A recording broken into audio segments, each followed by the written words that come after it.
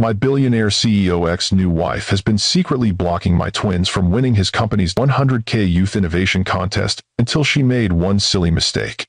Delete their application now. The voice hissing through my earbuds made my blood freeze as I stood motionless in the Wilson Tech headquarters bathroom stall. I'd only come in to fix my makeup before my twins' innovation presentation, not to accidentally overhear my ex-husband's new wife sabotaging my children. But Mrs. Wilson, their solar prototype exceeded all testing parameters. The judges are calling it revolutionary. I don't care if those twins invented teleportation. Find a technicality. Disqualify them. Jack can never know his first family's children are this brilliant. Do you understand what he'd do if he discovered what we've been hiding for 3 years? I covered my mouth to stifle a gasp, my phone automatically recording every word through my still-active conference call app. It's done every year, Mrs. Wilson. But what if someone realizes? Who would believe them over me? Just handle it like always. I have to go paste on a smile for these pathetic science fair rejects. The bathroom door swung open, and I saw her through the crack, Vanessa Wilson, immaculate in designer silk, admiring her reflection with a satisfied smile as she touched up her already perfect lipstick. What she didn't see was me, her husband's forgettable first wife, clutching the smoking gun evidence that would bring her carefully constructed world crashing down around her perfectly highlighted head. Game on, Vanessa. My children may have your husband's DNA, but they got my brains and my ability to fight dirty when necessary. 3 days later, the official rejection email arrived at 2:37 a.m., exactly as it had for the past 3 years. Dear Miss Reed, we regret to inform you that your children's submission to the Wilson Tech Youth Innovation Contest has been disqualified due to a conflict of interest policy violation. Please refer to Section 4.3 of the contest guidelines for further information. I wasn't surprised, but my hands still trembled with rage. In our kitchen, Emma and Ethan's solar energy prototype sat on the counter, the culmination of 8 months of late nights, breakthrough calculations, and engineering that professors at MIT had called graduate-level work. My 14-year-old twins had poured their brilliant minds and broken hearts into this project, hoping, yet again, that their father might finally notice them. But Jack Wilson, tech genius and billionaire CEO, would never see their work. Not as long as his wife kept ensuring their applications mysteriously vanished before reaching the judging committee's final round. I took a deep breath and clicked reply, instead of deleting the email as I'd done in previous years. To whom it may concern, thank you for your notification regarding my children's disqualification. Could you please provide specific details about which conflict of interest policy their application violated? I've reviewed Section 4.3 extensively and find no applicable violations. The twins have not listed their father's name anywhere on their application materials for this precise reason. My finger hovered over send as I contemplated what I was starting. Then I thought of Emma's face when she'd shown me the energy conversion rates they'd achieved. I thought of Ethan working until 2 a.m. to perfect their interface design. I thought about the college recommendation letters this one could secure. I hit send and closed my laptop. The next morning, while making breakfast, my phone rang with an unfamiliar number. Hello, Miss Reed? This is Marcus Jenkins from the Wilson Tech Innovation Contest Administrative Team. About your email. I turned down the stove burner. Yes, Mr. Jenkins. I'm still waiting for clarification on that disqualification. His voice lowered slightly. Look, I'm not supposed to discuss this, but I feel terrible about what's happening. Your kid's project was incredible, easily finalist material. Then why was it disqualified? A hesitation. Direct orders from above. Mrs. Wilson personally reviews all finalist candidates. And she specifically rejected my children's application. I can't confirm that. You don't have to. I have evidence that she's been systematically blocking their entries for years. The silence on the other end stretched so long I thought he'd hung up. Mr. Jenkins, are you still there? What kind of evidence? He finally whispered. The recorded kind. The kind that would make fascinating listening for both the board of directors and my ex-husband. More silence. Then, if hypothetically someone wanted to help make this right, what would that look like? I smiled for the first time in days. Hypothetically? It would look like my children's application being properly evaluated by the actual judges, not intercepted by a jealous second wife. That would require bypassing established protocols. Funny how protocols only seem to matter when they're being used to harm my children. I heard him take a deep breath. I need to think about this. If I help you and she finds out, I understand the risk, Mr. Jenkins. But ask yourself, is this what Jack Wilson's Youth Innovation Program was created for? To let personal vendettas block brilliant young minds? Before he could answer, I heard footsteps on the stairs. I need to go. My children are waking up. I'd appreciate your help making this right. I ended the call just as Emma walked into the kitchen, her dark hair still tangled from sleep, looking so much like her father it sometimes hurt to look at her. Who was that, Mom? She asked, grabbing a glass for orange juice. Just a work call. I forced a smile. How did you sleep? She shrugged. Fine, I guess. But I could see the disappointment still etched in the slump of her shoulders. Ethan appeared moments later, already dressed in his school clothes, his laptop tucked under his arm. Did the rejection email come? I hesitated. Yes, but whatever. We knew it would happen. He grabbed an apple from the fruit bowl. 3 years in a row isn't coincidence anymore. I'm addressing it, I said carefully. Ethan looked up sharply. What does that mean? It means I'm not accepting this disqualification without an explanation. The twins exchanged a look, that silent communication they perfected since they were toddlers. Mom, don't, Emma said softly. We don't need to beg Dad for validation. This isn't about your father. It's about your work being judged fairly. I set plates of scrambled eggs on the table. Your project deserves recognition, regardless of who your parents are. Ethan's eyes narrowed. You think Dad's wife is behind this, don't you? Sometimes I forgot how perceptive my children were, how little got past them. I think something isn't right, and I'm going to find out what. Why bother? Ethan pushed his eggs around his plate. Dad made his choice 5 years ago. He chose his new family. That doesn't mean he gets to ignore your existence or your achievements. Emma sighed. Can we just drop it? There are other competitions, ones where our last name doesn't automatically disqualify us. My heart ached at the resignation in her voice. 5 years of their father's absence had taught them to expect disappointment, to lower their expectations, to settle. No, I said firmly. We're not dropping it. Not this time. After they left for school, I called in sick to my engineering consulting job and opened my laptop. Phase 1 of my plan required research. I spent the morning combing through the Wilson Tech Innovation Contest guidelines, previous winners' profiles, and judges' backgrounds. By noon, I'd confirmed what I suspected. Nothing in the written rules prevented the children of former employees from participating. In fact, several previous finalists had parents who'd worked for Wilson Tech. The only difference? None of them were Jack Wilson's biological children. I was about to close my laptop when a new email arrived. From Marcus Jenkins, with a subject line that made my heart race. Corrected contest results, confidential. The attachment showed the actual judge's scoring sheet for all entries, before Vanessa's review. Emma and Ethan's project had received the highest preliminary scores in the contest's history. The judges' comments included phrases like revolutionary approach, market-ready innovation, and unprecedented efficiency ratings. At the bottom was a personal note. What's right is right. I've anonymized their application and resubmitted it directly to the final judges, bypassing the administrative review. They'll present on Friday at 3 p.m. Mrs. Wilson doesn't attend the technical presentations. She only appears for the award ceremony. This is all I can do. I stared at the screen, hardly daring to believe it. My children would get their chance after all.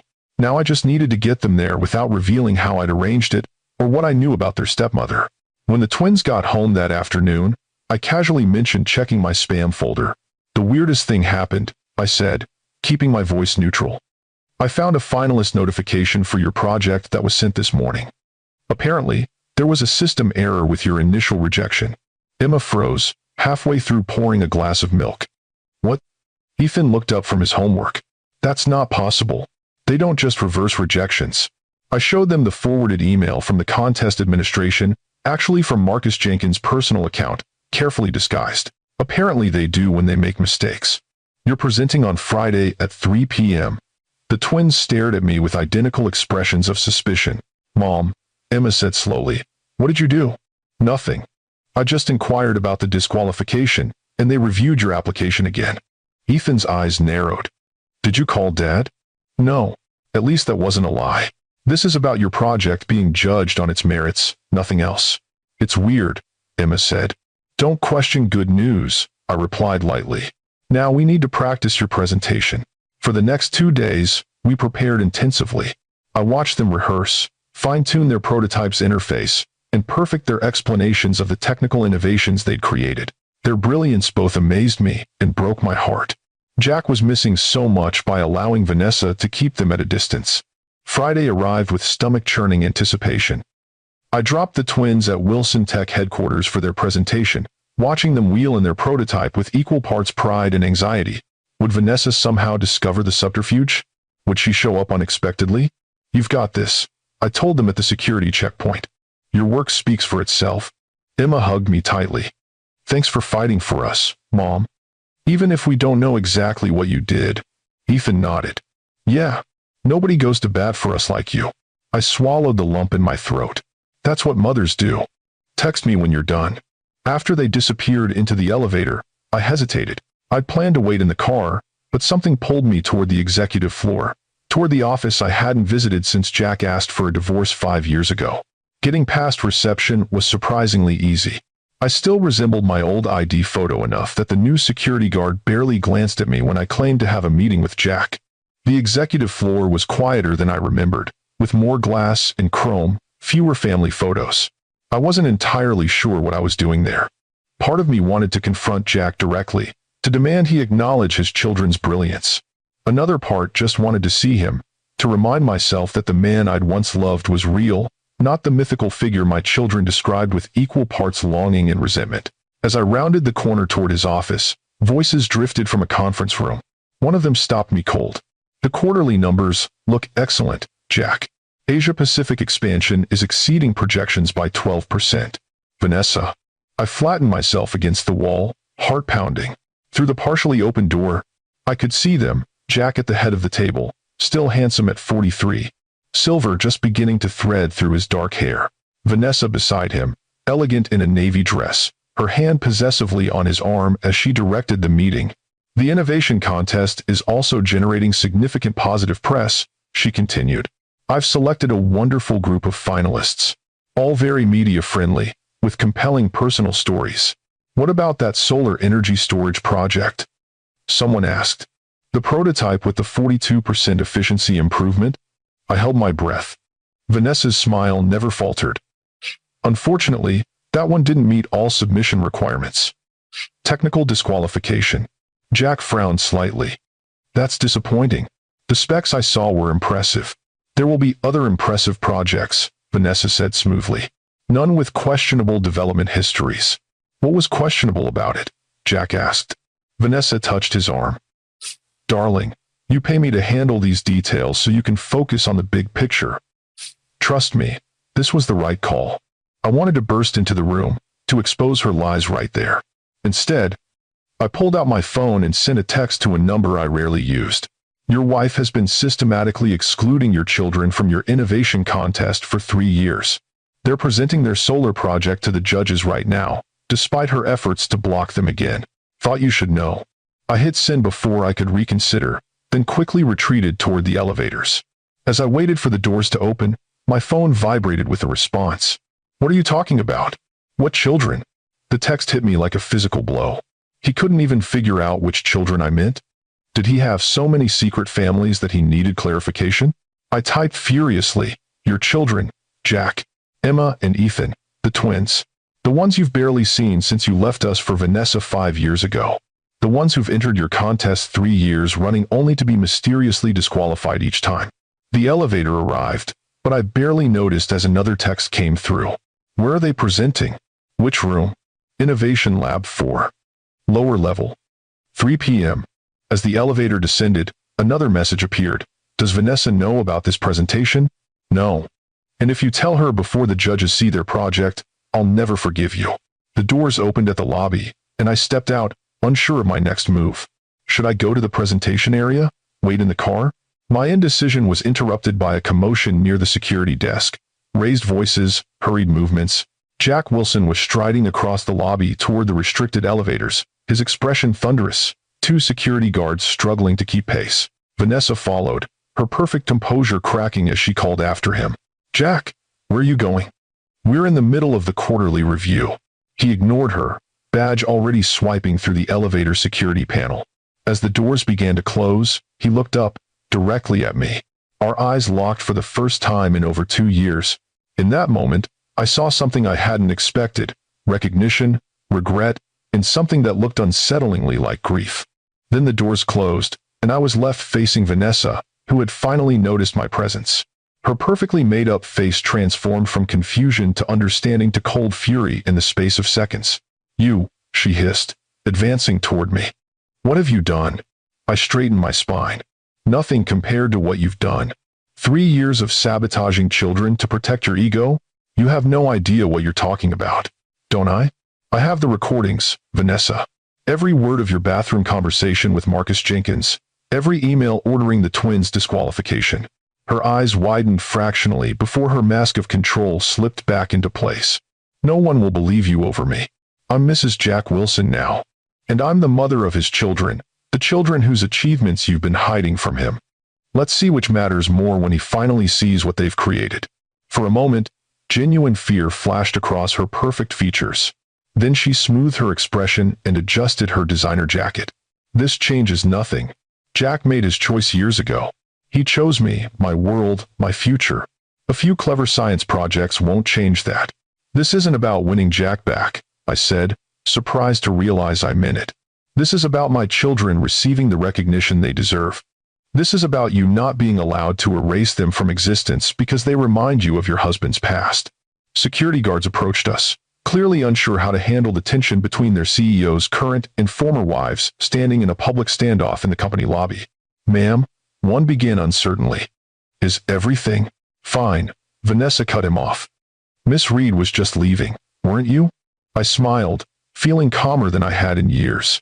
"Actually, I'm headed to Innovation Lab 4. My children are finalists in today's competition." The guard's eyebrows rose. "The twins with the solar project?" "I helped them set up." "Impressive kids." Vanessa's complexion paled beneath her perfect makeup. "That project was disqualified." "Not according to the judging committee," the guard replied, confused. "They're presenting right now. Mr. Wilson just rushed down there himself."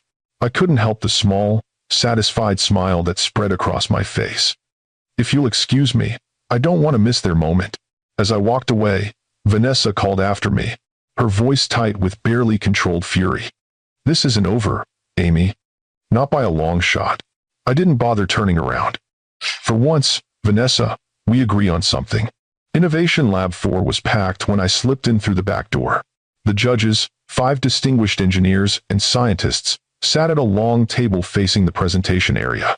In the center of the room stood my children, confident and articulate, explaining their revolutionary approach to solar energy storage. "The key innovation is our dual-phase conversion system," Ethan was saying, manipulating a holographic display that showed their energy flow diagrams.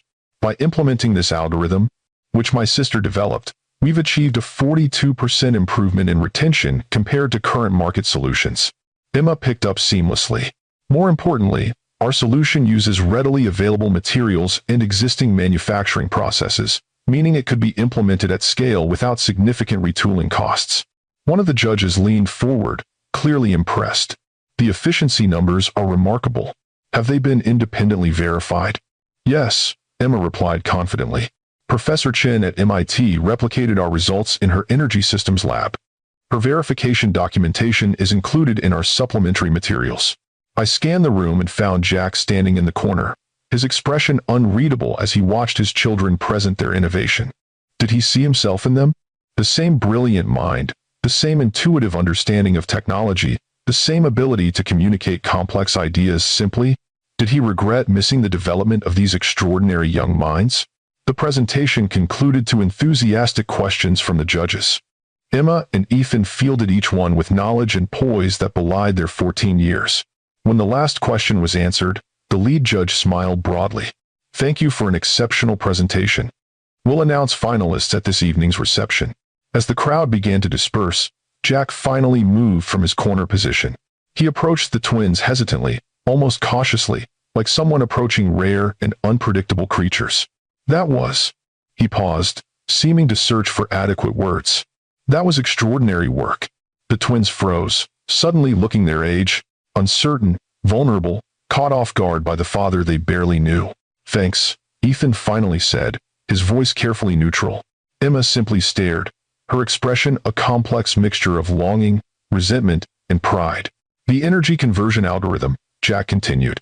It's unlike anything I've seen. Did you develop that yourself? He directed this question to Emma. She nodded stiffly. The basic concept came from Mom's research papers on sustainable energy systems. I adapted her theoretical framework for our specific application. Jack's eyes found mine across the room. Your mother always was brilliant. An awkward silence fell. 5 years of absence couldn't be bridged with a few moments of professional admiration. We should pack up, Ethan said finally, turning away from Jack to disconnect their prototype. We need to get this home safely. Of course, Jack replied, taking a step back. I just wanted to say, I'm impressed. Really impressed. As he walked toward me, I could see Vanessa hovering in the doorway, her expression tightly controlled but fury radiating from her rigid posture. Amy, Jack said quietly when he reached me. We need to talk. Now you want to talk? After 5 years of canceled visits and missed birthdays, his jaw tightened. This isn't the place. No, it's not. My children just delivered the presentation of their lives. I'm going to help them pack up and take them for celebratory ice cream. Whatever you want to say can wait. Did you know they were entering my contest? Every year for 3 years. I mentioned it in at least a dozen emails you apparently never read. He had the grace to look ashamed. I didn't know they were being disqualified. Convenient ignorance seems to be your specialty lately. Before he could respond, Vanessa appeared at his side, her hand sliding possessively through his arm. Darling, the board members are waiting to continue our meeting. Her voice was honey-sweet, but her eyes, when they flicked to me, were glacial. Jack gently disentangled himself. The meeting will have to wait. I need to speak with Amy. About what? Vanessa's smile remained fixed, but her fingers tightened on his sleeve. About our children. About why they've been systematically excluded from the innovation contest for 3 years. Vanessa's laugh sounded forced. That's ridiculous. There's no systematic anything.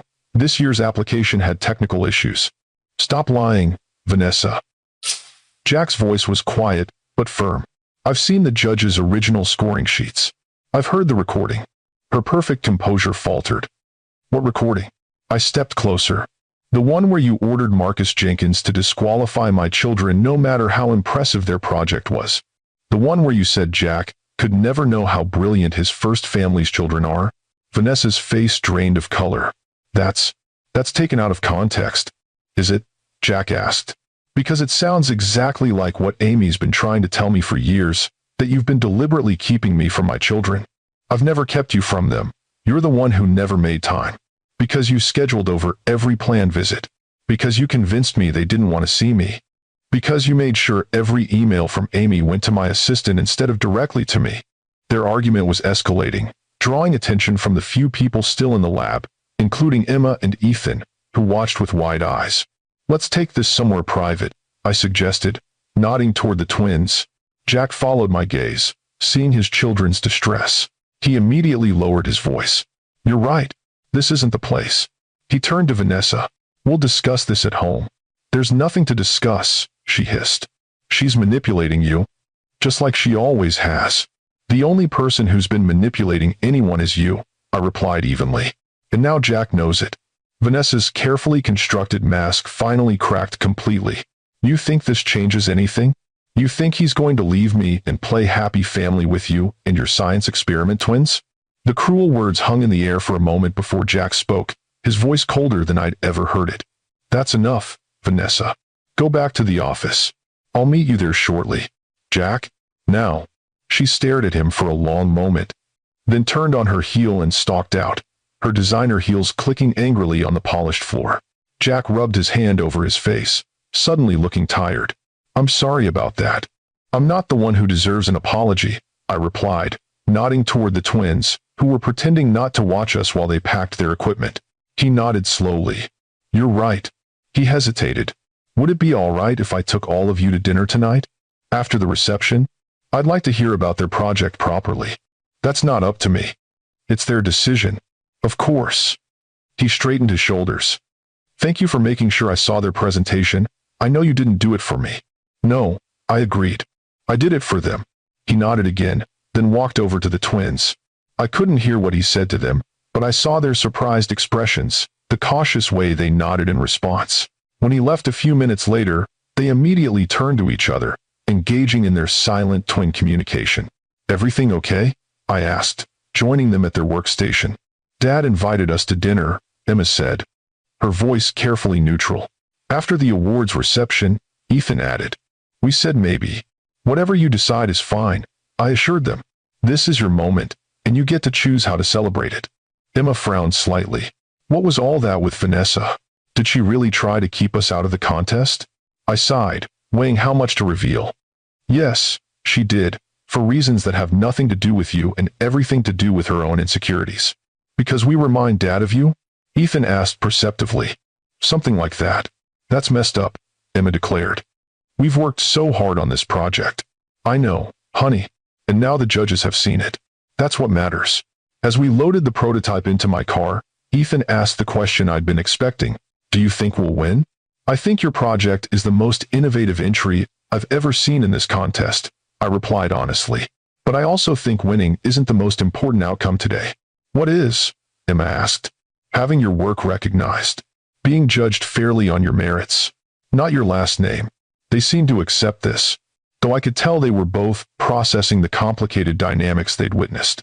My brilliant, perceptive children rarely missed anything, which made Jack's absence from their lives all the more painful. He'd missed seeing them grow into these extraordinary young people. As we drove home to prepare for the evening's award ceremony, I wondered if today would change anything. Would Jack finally recognize what he'd been missing? Would he fight Vanessa's influence to be part of his children's lives?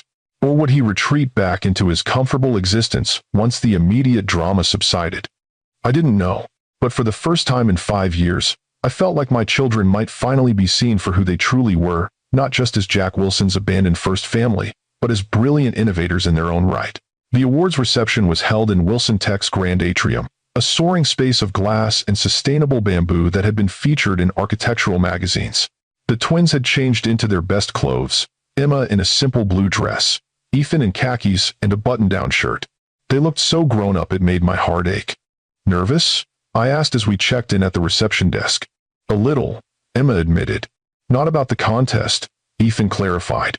"About dinner with Dad, if we go." "You don't have to decide now," I reminded them. "See how the evening unfolds." The atrium was filling with contestants, judges, Wilson, tech executives, and media representatives. Waiters circulated with hors d'oeuvres and sparkling cider for the underage participants. The atmosphere buzzed with excited conversation and anticipation. I spotted Jack near the judges' table, engaged in serious conversation with the head of the judging committee. Vanessa was nowhere to be seen, a small mercy. "Reed family," a voice called out. We turned to see Marcus Jenkins approaching, his expression both nervous and pleased. "Your project was the talk of the judges' deliberations." "Really?" Emma perked up. "Absolutely. I've never seen scores that high in preliminary judging." He glanced around conspiratorially. "Between us, I think you've got this locked up." "Thanks for everything, Mr. Jenkins," I said quietly. He nodded, understanding my meaning. "Just doing my job, making sure the best innovations get recognized." As he moved away to greet other contestants, I noticed Jack watching us from across the room. After a moment's hesitation, he approached. "You all look nice," he said, somewhat awkwardly. "Excited about the results?" The twins nodded, their responses carefully measured. 5 years of disappointment had taught them to protect themselves from this man who had once been the center of their world. "I wanted to let you know," Jack continued, "that I've reviewed the judging process personally. Every project was evaluated solely on technical merit and innovation potential. Unlike previous years?" I couldn't help asking. Jack's jaw tightened slightly. "Yes, unlike previous years." Before we could continue this fraught conversation, the lights dimmed slightly, and a spotlight illuminated the small stage at the front of the atrium. The head judge, Dr. Eliza Chen, stepped to the microphone. "Good evening, everyone. Welcome to the 5th Annual Wilson Tech Youth Innovation Contest Awards Ceremony." Polite applause filled the space as she continued, outlining the contest's history and purpose. I tuned out the familiar preamble, watching my children instead. Their identical expressions of hopeful anxiety made them look younger, more vulnerable than the confident presenters from earlier today. "This year's entries were exceptionally strong," Dr. Chen continued. But one project stood out for its revolutionary approach, practical application potential, and technical excellence. The twins reached for each other's hands, a gesture they hadn't shared since elementary school. The grand prize, including a $100,000 development grant and mentorship program, goes to Dr. Chen paused dramatically. Emma and Ethan Reed, for their dual-phase solar energy storage system. The atrium erupted in applause. Emma's hand flew to her mouth in shock, while Ethan stood frozen, disbelief written across his face. I fought back tears as I nudged them toward the stage. "Go on," I whispered. "This is your moment." As they made their way to the podium, I caught sight of Jack watching them, undisguised pride on his face. It was the expression I'd imagined for years, the father recognizing his children's brilliance, their potential, their worth. Dr. Chen handed each of them a crystal trophy and an oversized check. "Congratulations, your innovation could genuinely change the renewable energy landscape. We're excited to help you develop it further." Emma, always the more verbal twin, leaned into the microphone. "Thank you so much. We've been working on this concept for almost 2 years, building on our mother's research in sustainable energy systems." Ethan stepped forward. "We want to thank our mom, Dr. Amy Reed, who taught us everything we know about engineering and perseverance." I brushed away tears as they continued their brief acceptance speech, thanking their science teachers, MIT's Professor Chen, no relation to the judge, and the competition organizers. They didn't mention Jack, a pointed omission that I knew he would notice. As they returned to my side, flushed with victory and clutching their trophies, the crowd pressed around us with congratulations. University representatives, tech journalists, and other contestants all wanted to speak with the brilliant Reed twins. Through the crowd, I saw Jack watching from a distance, uncertainty on his face. For the first time, he seemed to realize he was an outsider to his children's lives, a stranger witnessing their triumph rather than a parent sharing it. When the crush of well-wishers finally subsided, he approached us again. "Congratulations," he said sincerely. "Your victory was well-deserved." "Thanks," the twins replied in unison. An awkward silence fell. Jack cleared his throat. "About dinner?" Emma looked at Ethan, their silent communication in full effect. After a moment, Ethan spoke. "We're pretty tired. It's been an intense day." Jack's disappointment was visible, but he nodded. "Of course. Another time, perhaps." "Maybe," Emma said, not committing. "We need to think about some things." "I understand." Jack hesitated, then added, "I want you both to know how incredibly proud I am of what you've created. Your innovation, your brilliance, it's extraordinary. Mom says we get our technical abilities from both of you," Ethan offered, the smallest olive branch. Jack smiled slightly. "Your mother is being generous. The algorithmic thinking, that's all her influence." He glanced at me. She was always the more innovative thinker between us. Before I could respond to this unexpected compliment, a commotion at the entrance drew everyone's attention. Vanessa had arrived, looking stunning in an evening gown but with an expression that could freeze fire. Jack's posture stiffened. "I should go. I finished for him." "We understand." He hesitated. "This isn't over, Amy. The conversation about our children, it's just beginning." "That's up to Emma and Ethan," I replied. "They're old enough to decide what relationship they want with you." He nodded, acknowledging the truth of my statement. "Will you at least consider letting me see their project again? Maybe visit your lab space? I'd like to understand their work more thoroughly." "We'll think about it," Emma answered before I could. "But we're pretty busy with school and other projects." "Of course." Jack took a step back. "Congratulations again. You've earned every bit of this recognition." As he walked away to deal with his fuming wife, Emma turned to me. "Can we go home now? I want ice cream and pajamas and to not think about Dad or Vanessa for a while." "Absolutely," I agreed, putting an arm around each of them. "This is your victory celebration. We'll do it exactly how you want." As we headed toward the exit, Marcus Jenkins intercepted us briefly. "Just wanted to say congratulations one more time, and to let you know, I've been offered a position heading the new Youth Innovation Division, reporting directly to Mr. Wilson, bypassing Mrs. Wilson's department entirely." I smiled. "Sounds like positive changes are happening." "They certainly are." He glanced toward Jack, who was engaged in what appeared to be a tense conversation with Vanessa near the bar. "Some reckonings have been a long time coming." In the car, driving home with 2 exhausted but triumphant teenagers, I finally let myself process the day's events. The twins had won the recognition they deserved. Vanessa's sabotage had been exposed. Jack had seen, truly seen, the extraordinary children he'd been missing. "Do you think Dad will really try to be part of our lives now?" Ethan asked quietly from the back seat. I glanced in the rearview mirror, seeing identical expressions of cautious hope on my children's faces. "I don't know," I answered honestly. "I hope he tries. I hope he realizes what he's been missing, but whatever he decides, it doesn't diminish who you are or what you've accomplished." "We don't need him," Emma said firmly. "We've done fine without him." "True," I agreed. "But it's okay to want him in your lives. It's okay to give him a chance to do better, if that's what you want." They fell silent, processing this. Finally, Ethan spoke again. "I think I'd like to show him our next project. The one we're designing for the MIT competition." Emma nodded slowly. "Me too, but he has to make the effort. We're not chasing him anymore." "That's fair," I said. "Completely fair." As we pulled into our driveway, my phone pinged with a text message. From Jack. "They were amazing today. You've done an incredible job raising them. I'd like to try to be part of their lives, if they'll let me. No pressure, their timeline. But I'm ready to be the father they deserve. Thank you for making sure I didn't miss this moment." I showed the message to the twins, letting them decide how to respond. After a moment of silent consultation, Emma typed a reply. "We won because our project was the best, not because of anything you did.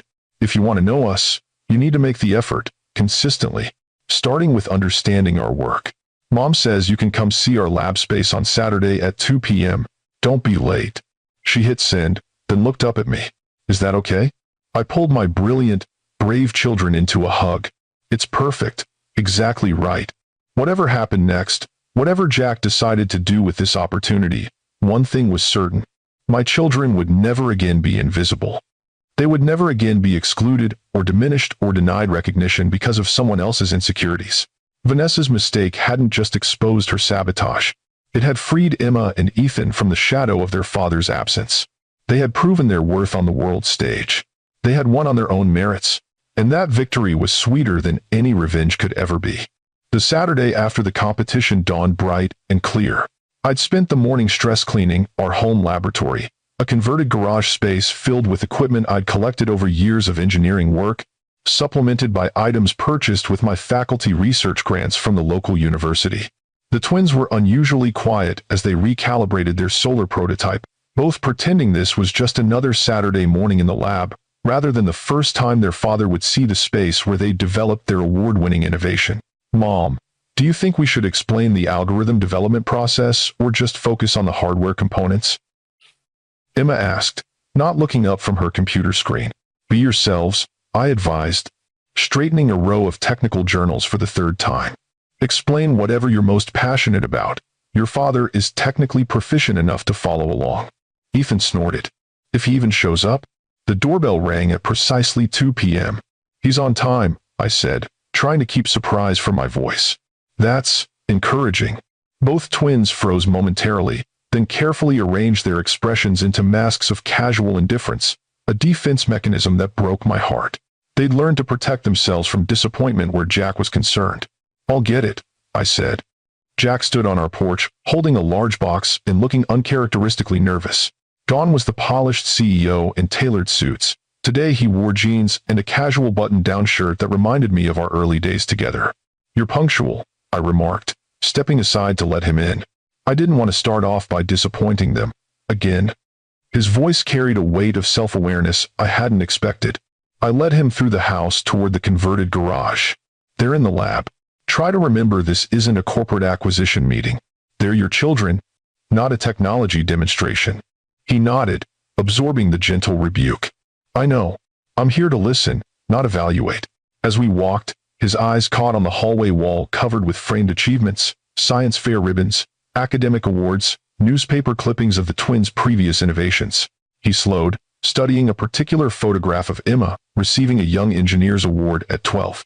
"I missed so much," he said quietly. "Yes, you did. I want to fix that, Amy." "Some things can't be fixed, Jack. They can only be moved forward from." He nodded again. Accepting this truth without argument, another surprising change. When we entered the lab, the twins looked up with carefully neutral expressions. The space fell into awkward silence. "Hi," Jack said finally. "Thank you for letting me see your workspace." Emma nodded stiffly. Ethan muttered something that might have been whatever. Jack set the large box he'd been carrying on a clear section of work table. "I brought something that might be useful for your next design iteration." The twins exchanged their silent communication glance but didn't move toward the box. "It's the latest Wilson Tech quantum processing module," Jack continued. "Pre-release. It could help with your algorithmic calculations, make the system even more efficient." "We don't need your fancy tech," Ethan said, a defensive edge to his voice. "Our system works fine with standard processors." "I'm sure it does," Jack replied carefully. "This isn't a criticism of your design, just an option, if you want it." Emma's curiosity finally overcame her reserve. "The QP7 module? That's not scheduled for release until next year." Jack smiled slightly. "Being the CEO has some advantages. I thought you might want to experiment with it." Emma approached the box, her technical interest temporarily overriding her emotional guardedness. "Does it really achieve the 400% processing improvement the development team has been claiming?" 436% in our latest tests," Jack replied. "But we're still working on heat management issues for sustained operations."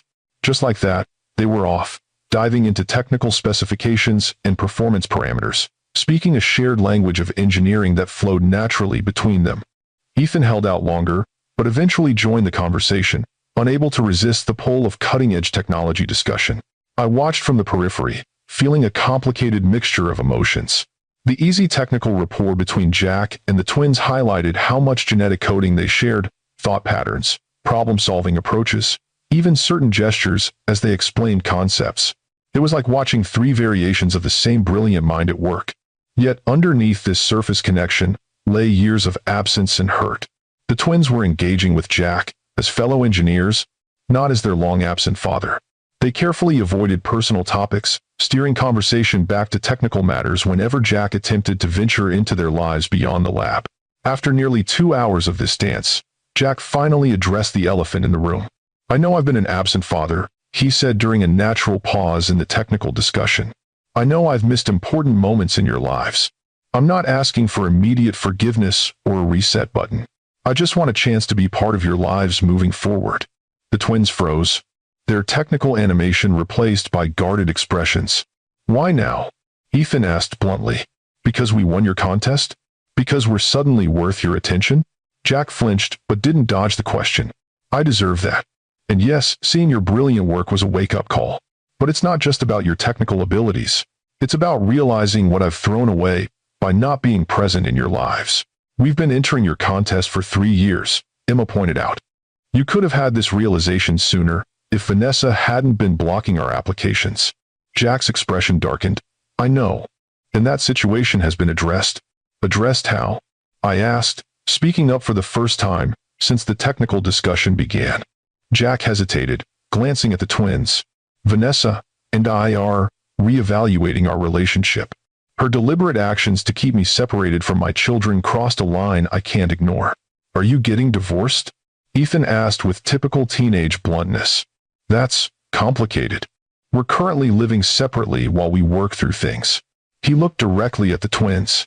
"But my commitment to rebuilding a relationship with you two is not dependent on what happens with Vanessa. That's a separate issue. What if she tries to interfere again?" Emma asked perceptively.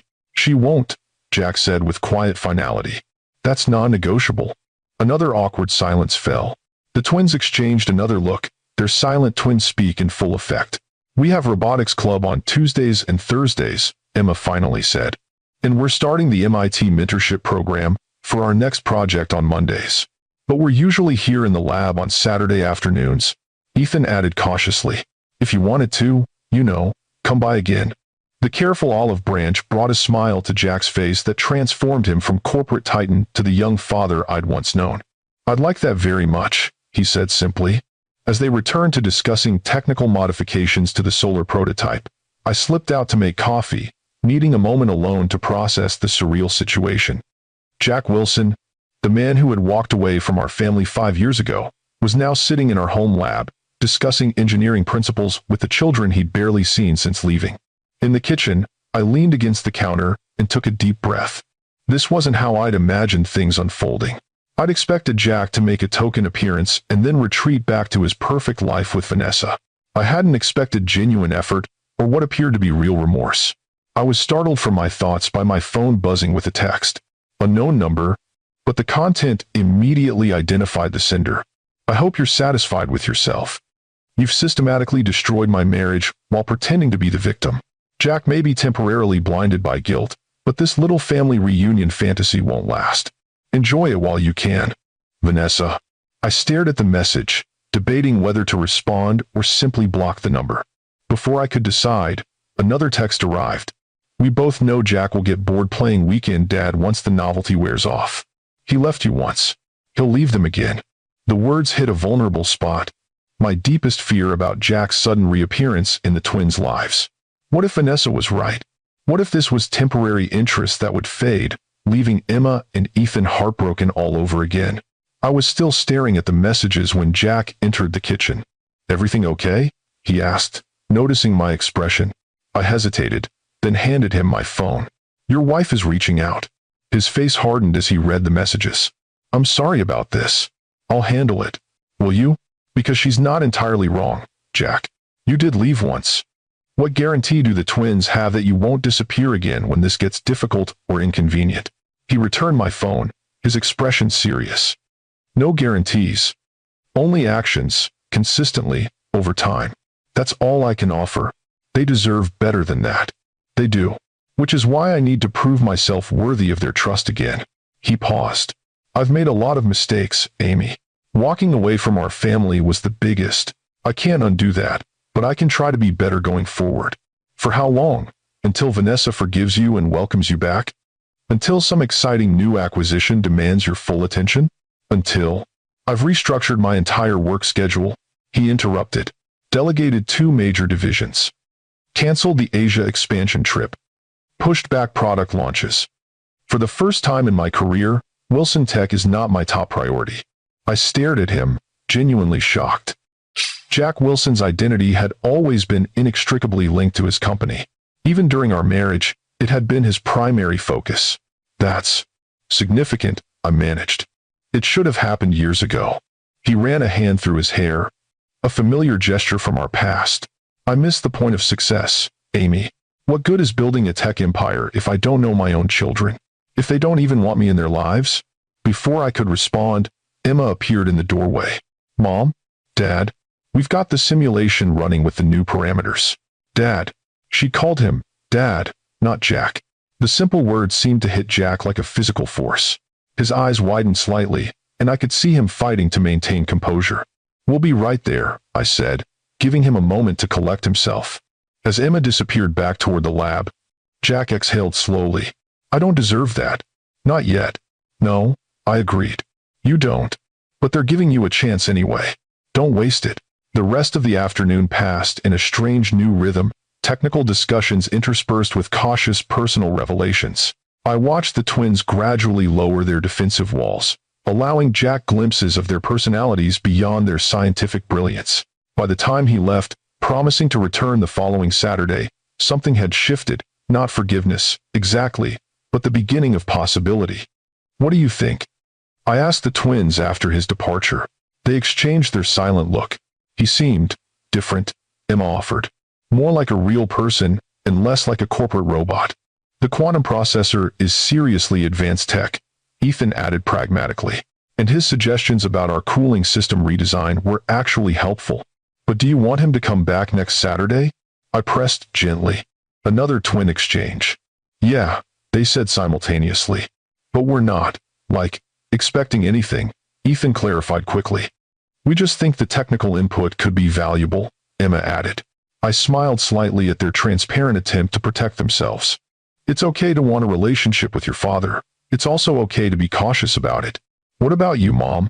Emma asked perceptively. Are you okay with him being around again? The question caught me off guard. This isn't about me. It's about what's best for you too. But you have feelings about it too, Ethan pointed out. Sometimes my brilliant children were too observant for their own good. I'm cautiously optimistic, I admitted, but also realistic. Your father has a complicated life and a history of prioritizing his company over family. I want him to prove himself before I fully trust his commitment to you." "And what about Vanessa?" Emma asked. "She really hates us, doesn't she?" "She doesn't hate you," I said carefully. "She feels threatened by you, by what you represent. That's her problem, not yours." "Will she try to keep Dad away from us again?" Ethan's voice held a vulnerability that tugged at my heart. "I don't know," I answered honestly. "But if she does, we'll handle it. Together." That night, after the twins went to bed, I sat in my home office reviewing emails from universities and tech companies suddenly interested in my children's innovation. The contest win had opened doors that previously seemed firmly closed. MIT's formal mentorship program, Stanford's early admission interest, even preliminary patent discussions with clean energy investors. My phone buzzed with a text from Jack. "Thank you for today. I know you could have blocked this entirely, and you would have been justified in doing so. I won't waste this opportunity." I stared at the message, uncertain how to respond. Part of me, the part still hurt by his abandonment, wanted to remain coldly professional. Another part remembered the genuine connection I'd witnessed today between Jack and our children. Finally, I typed, "They're giving you a chance. Don't disappoint them again." His response came immediately. "I won't. Whatever it takes." I set my phone aside, wondering if people really could change. If the Jack Wilson who had walked away from our family 5 years ago could truly transform into someone who prioritized relationships over achievement and status. I wasn't sure. But for my children's sake, I hoped it was possible. The following Saturday, Jack arrived at 1:45 p.m., early, with specialized components the twins had mentioned needing, and a tentative invitation to tour Wilson Tech's advanced research labs, whenever you're ready. This pattern continued for 3 consecutive weeks. Jack appearing reliably, engaging genuinely, slowly earning incremental trust from his children. The technical conversations gradually expanded to include personal topics, the twins' other interests, their academic achievements, their future plans. Jack listened more than he spoke, absorbing the details of their lives he had missed. I maintained a careful distance, providing supervision without interference, protecting my children while allowing this fragile new relationship to develop at its own pace. Each weekend, I watched for signs that Jack's interest was waning, that Vanessa's prediction about temporary novelty might be coming true. Instead, I saw him becoming more committed, more integrated into the twins' routines. He began attending their school events, Ethan's robotics competitions, Emma's engineering presentations. He hired tutors to help him understand their more specialized interests, so he could engage more meaningfully in their discussions. 1 month after his first visit to our lab, Jack arrived looking unusually serious. "Is everything okay?" I asked as I led him toward the garage. "I need to talk to all of you," he replied, "about some developments with Vanessa." My stomach tightened with apprehension. Had she convinced him to return? Was he about to retreat from this cautious new relationship with the twins? In the lab, Emma and Ethan immediately sensed the shift in atmosphere. "What's wrong?" Emma asked, always the more emotionally perceptive twin. Jack took a deep breath. "Vanessa has filed for divorce." The statement hung in the air for a moment before Ethan asked bluntly, "Is that because of us?" "No," Jack said firmly. "It's because of fundamental differences in values and trust that can't be reconciled. The situation with you both exposed those differences, but they existed long before. Is she still trying to keep you away from us?" Emma's question cut straight to her core fear. "She tried," Jack admitted. "She presented me with an ultimatum last night. Either I stop these weekend visits, or she files for divorce." "And you chose us?" Ethan sounded disbelieving. "There was no choice to make," Jack replied simply. "I've already missed 5 years of your lives. I won't miss any more." The twins exchanged their silent communication look, processing this development. "What does this mean going forward?" I asked, concerned about potential fallout. "It means things might get complicated for a while," Jack acknowledged. "Vanessa is not taking this well. She's threatening to make the divorce as difficult and public as possible." "Will that affect your company?" Emma asked perceptively. Jack smiled slightly. "Worried about Wilson Tech stock prices?" "Worried about you," she clarified, the admission clearly costing her something. His expression softened. "The company will be fine. I've navigated bigger challenges, and some things matter more than corporate stability." "Like what?" Ethan challenged, still not fully trusting. "Like being there when my son competes in the state robotics championship next weekend," Jack answered. "Like helping my daughter refine her algorithm for the MIT competition. Like making up for lost time with the two most important people in my life.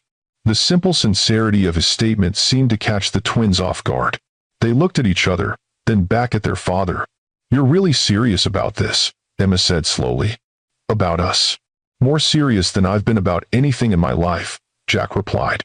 Something shifted in that moment, a subtle but profound change in the emotional atmosphere. The twins didn't suddenly forgive 5 years of absence, but a barrier seemed to dissolve, allowing for genuine possibility where before there had only been cautious tolerance. "Well," Ethan said pragmatically, breaking the emotional tension, "if you're going to be around more, you might as well make yourself useful. We need help reconfiguring the backup power system for our MIT project." Jack smiled, understanding the olive branch for what it was. "Let me see what you've got so far."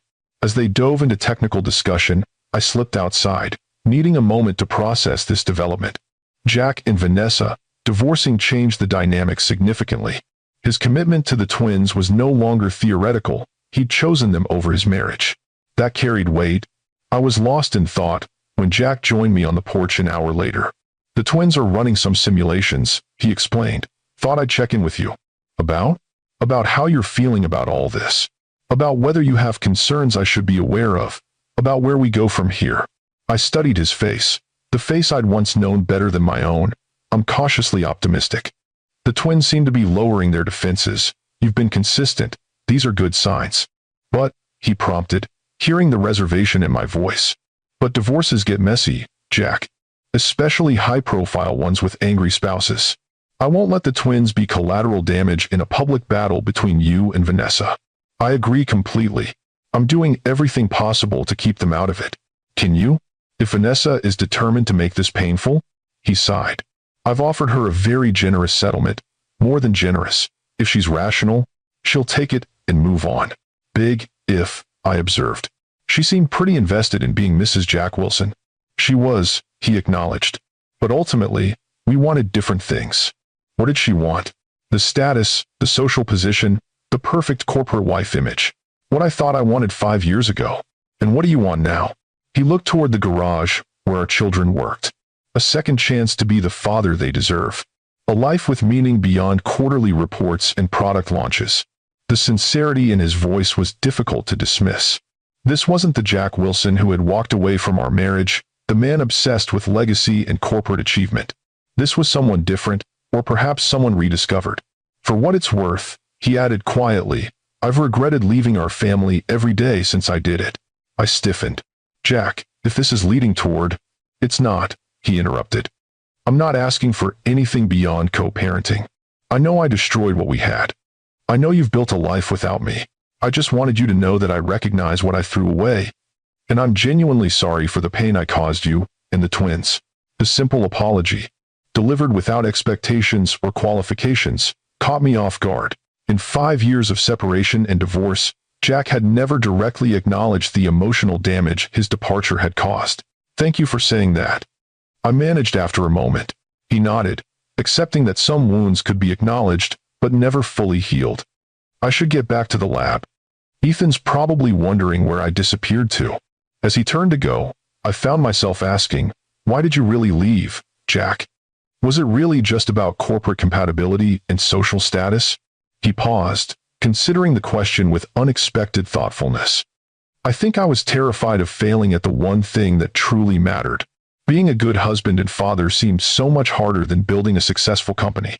And when things got challenging between us, when we started growing in different directions, running away seemed easier than doing the hard work of growing together." The honest self-assessment surprised me. "That's insightful. 5 years and a good therapist will do that," he said with a sad smile. "Too little, too late, I know." Before I could respond, my phone rang, the twins' school. I answered quickly, my parental instincts immediately on alert. "Miss Reed? This is Principal Winters.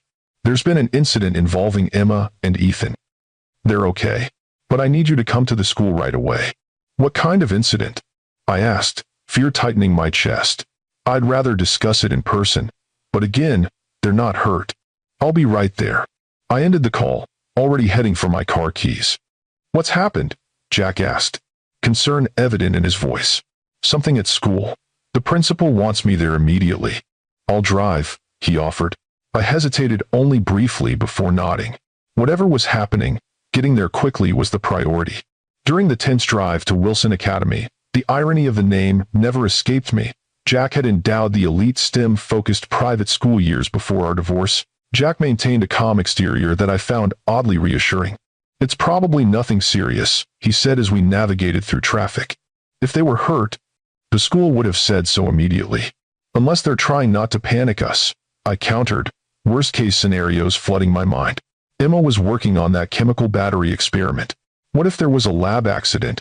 The school's safety protocols are excellent, and both of them are meticulous about lab safety. I glanced at him, surprised by his confidence. "How would you know their lab habits?"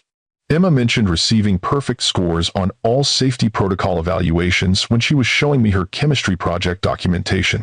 And Ethan described their home lab safety procedures in detail when we were discussing proper ventilation for the MIT prototype.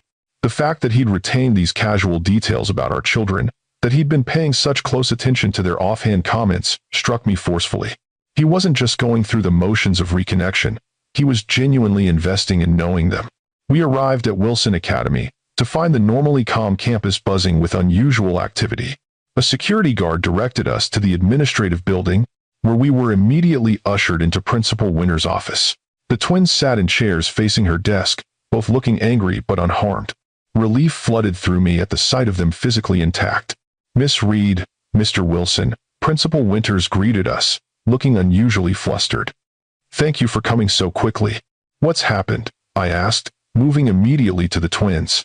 "There was an altercation in the advanced engineering lab," Principal Winters explained carefully. "Altercation," Jack repeated.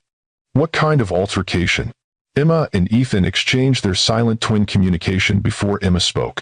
"Jason Prescott sabotaged our MIT competition project and then accused us of cheating in the Wilson Tech contest. He deleted our backup files too," Ethan added bitterly. 3 months of work, gone. Principal Winters cleared her throat. "While that may be true, the physical confrontation that followed is unacceptable at Wilson Academy." "Physical confrontation?" I echoed, looking between the twins in shock. Ethan had the grace to look slightly ashamed. I might have pushed him, after he called Mom a gold digger who slept her way into Stanford's engineering program. Jack's expression darkened dangerously. "Who is this Jason Prescott?" "Vanessa's nephew," Emma said quietly. The pieces clicked into place instantly. "Vanessa put him up to this," I said, the certainty cold in my stomach. This was retaliation. Principal Winters looked uncomfortable. "We have no evidence of adult involvement, Miss Reed. Jason claims the twins have been receiving unfair advantages because of their relationship to Mr. Wilson." "That's ridiculous," Jack said flatly. "Their contest entry was judged anonymously by an independent committee. Nevertheless, the situation has escalated beyond a simple academic dispute. Jason's parents are demanding disciplinary action for the physical assault." "And what about the deliberate sabotage of my children's work?" I challenged. "What about the verbal harassment?" "We're investigating those allegations as well." Jack straightened to his full height, the powerful CEO suddenly evident beneath the casual father persona. "Principal Winters, I funded this school's engineering program with the explicit understanding that students would be evaluated on merit alone. If my children are being targeted because of personal vendettas—" "Dad," Emma interrupted, the words still new and tentative on her lips. "We don't need special treatment." "This isn't about special treatment," Jack replied, his voice softening as he addressed her. "This is about basic fairness. If someone deliberately destroyed your work and verbally attacked your family, that deserves consequences. We'll handle this according to school protocols," Principal Winters assured us quickly, clearly uncomfortable with Jack's implied threat to the school's funding. "For now, I've suspended all parties from the engineering lab pending our investigation." "Suspended?" Ethan protested. "But the MIT deadline is in 3 weeks. I understand, but we need to determine exactly what happened before allowing students back into the lab environment." The twins looked devastated. After all their hard work, after finally beginning to build something positive with their father, Vanessa had found a way to strike at them where it would hurt most. Jack's expression was controlled, but determined. "I'd like to speak with the Prescotts." "I don't think that's a good idea right now," I cautioned. "They're making accusations about my children. They're threatening their academic standing. I'm not going to stand by and let that happen." "Jack, escalating this won't help. We need to follow proper procedures. He looked at me for a long moment, then nodded. You're right. But I'm not letting this go either. He turned to Principal Winters. I want a full investigation, including security footage from the lab. If Jason Prescott deliberately sabotaged their project, he should face appropriate consequences. Of course, Mr. Wilson, she agreed quickly. As we left the office with the twins, Jack pulled out his phone. I'm calling our home lab team. They can help you reconstruct your project data. We don't have backups of everything, Ethan said dejectedly. Some of the simulation results took weeks to generate. We'll figure it out, Jack promised. This is a setback, not a defeat. In the parking lot, standing beside our cars, the reality of the situation sank in. Vanessa was escalating her attempts to interfere, moving beyond corporate sabotage to directly attacking the twins through her family connections. This is just the beginning, isn't it? I said quietly to Jack while the twins waited a few steps away. She's going to keep coming after them to hurt you. Not for long, he replied, his voice carrying a steely determination I remembered from our early days together. I've been patient because I hoped she would accept the situation gracefully. That patience has just run out. Jack, don't do anything rash. I'm going to protect our children, Amy. Whatever it takes. The intensity in his voice was both reassuring and concerning. The Jack Wilson I'd known during our marriage had been relentless when protecting what he valued. It seemed that protective instinct had found a new focus in Emma and Ethan. We'll get through this, I told the twins as we prepared to drive home. Your project isn't lost. We'll rebuild it. Can Dad really help? Emma asked, the question revealing how quickly she'd come to believe in Jack's ability to fix difficult situations. Your father built a technology empire from a dorm room startup, I reminded her. I think he can handle data recovery. Jack smiled slightly. Your mother was there for the dorm room days. She debugged the original Wilson tech security algorithm when everyone else said it was unsolvable. The twins looked at me with new interest. You never told us that, Ethan said accusingly. Ancient history, I deflected, uncomfortable with Jack highlighting my contributions to his early success. Not ancient. Foundational, Jack corrected. Wilson Tech's core security architecture still uses elements of your mother's original code.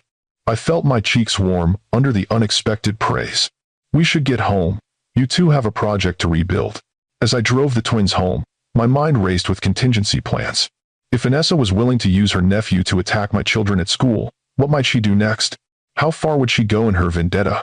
Jack followed us home in his car, already making calls to his technical team about data recovery options. By the time we reached our house, he had arranged for specialized equipment to be delivered and a data recovery expert to consult remotely. The rest of the weekend became an intensive rebuilding effort. Jack practically moved into our home lab, working alongside the twins to reconstruct their sabotage project. I provided technical support where needed, but mostly observed the evolving dynamic between father and children. Under pressure, their natural similarities emerged even more clearly: the focused problem-solving approach, the ability to work for hours without breaks, the creative thinking that allowed them to see solutions where others saw only obstacles. They functioned as a seamless team, anticipating each other's needs and building on each other's ideas in a way that seemed almost genetic. By Sunday evening, they had recovered approximately 70% of the lost data and developed a streamlined approach to regenerate the rest within a week. We might actually make the MIT deadline after all, Emma said, hope replacing the defeated expression she'd worn since the school incident. We will definitely make the deadline, Jack corrected. And your project will be stronger than before. How can you be sure? Ethan asked, exhaustion evident in his voice after 2 straight days of intensive work. Because you've learned from this setback, Jack replied. You've identified vulnerabilities in your backup systems. You've streamlined your testing protocols. And you've proven you can recover from deliberate sabotage. Those are valuable lessons for any innovator. His confidence seemed to reinvigorate both twins. They straightened, looking at their reconstructed work with renewed determination. As Jack prepared to leave that evening, he pulled me aside. I need to handle some things at the office tomorrow, but I've arranged for the data recovery team to continue working remotely with the twins. Will you call me if there are any developments with the school situation? Of course, I agreed, surprised by how naturally we'd fallen into co-parenting over the past 2 days of crisis. What are you going to do about Vanessa? His expression hardened slightly. Address the situation directly. She's crossed a line targeting the twins at school. Be careful, Jack. She's clearly willing to fight dirty. So am I, when necessary. He hesitated. Thank you, Amy. For what? For not shutting me out during this. For letting me help them. For giving me the chance to be their father again, even though I don't deserve it. The simple sincerity in his voice caught me off guard. They're your children too. They need you right now. He nodded, the weight of that responsibility visible in his expression. I won't let them down. Not again. As I watched him drive away, I found myself in unfamiliar emotional territory. For 5 years, Jack Wilson had been the villain in our story, the man who abandoned his family for status and a younger wife. Now he was becoming something else entirely, a father fighting to protect his children, a man acknowledging his mistakes and trying to make amends. I wasn't ready to forgive the past, but I was beginning to believe in the possibility of a better future for my children with their father in it. The following morning, as I was helping the twins prepare for school, Principal Winters had confirmed they could attend regular classes while suspended from the engineering lab. My phone rang with Jack's number. Amy, have you seen the news? No, we're just getting ready for school. What's happened? Check Wilson Tech's stock price. And maybe keep the twins home today. Alarmed, I opened my laptop while still on the phone. Wilson Tech's stock had fallen nearly 20% in pre-market trading. The financial news headlines explained why. Wilson Tech CEO faces allegations of innovation theft from ex-wife. Vanessa Wilson claims husband's company built on stolen intellectual property. Divorce battle threatens tech giant's future as Wilson's ex-wife seeks patent rights. What the hell? I breathed, scanning the articles. According to the reports, Vanessa had held an impromptu press conference, claiming that Wilson Tech's core security architecture, the one Jack had mentioned I helped create during our college days, had been stolen from my original work without proper attribution or compensation. She's using our past to attack your present, I said, the strategy becoming clear. She's trying to create a corporate crisis to force you to back down about the twins. It won't work, Jack replied, his voice steady despite the corporate chaos he must be facing. But it will get ugly before it gets better. The board is already calling for emergency meetings. What do you need from me? A statement refuting her claims would help. But I don't want to drag you into this if you don't want to be involved. I thought quickly. The twins project is more important right now. If I make a public statement, the media will be camped outside our house by noon. They need stability, not a media circus. I understand. I'll handle it from my end. What are you going to tell the board? The truth, that you and I collaborated on the original security architecture while we were both students, that all appropriate credit and compensation was documented in our original partnership agreement, and that Vanessa is making false allegations as leverage in our divorce. Will they believe you? They'll believe the documentation. I never deleted our original agreement, Amy. Your contribution to Wilson Tech has always been acknowledged in the company archives, even if it wasn't publicized. This revelation surprised me. I'd assumed all traces of my involvement with the company's founding had been erased after our divorce. Keep the twins home today, Jack advised. This will be all over their school by first period. He was right. I needed to protect them from the immediate fallout of Vanessa's latest attack. After ending the call, I found the twins already dressed for school. Backpacks in hand. Change of plans, I announced. We're working from home today. Why? Emma asked immediately, suspicious. Technical difficulties, I hedged. The school system is down. Ethan pulled out his phone. No, it's not. I just checked the online portal. Sometimes having genius children was exhausting. Fine. There's been a development with your father's company that might create some attention at school. We thought it would be better for you to avoid that today. They exchanged their twin look. What kind of development? Emma pressed. I sighed, realizing there was no way to shield them completely. Vanessa has made some public allegations about Wilson Tech's founding that involve me. It's complicated and not entirely accurate, but it's causing some corporate drama. Is Dad in trouble? Ethan asked, concern evident in his voice. He's handling it, I assured them. But the media might try to connect you both to the story, which is why staying home today seems wise. Another twin exchange, followed by nods of acceptance. They understood corporate battles better than most adults, having grown up with a father whose company made regular headlines. Throughout the day, we worked on rebuilding their MIT project, while I monitored the developing news situation.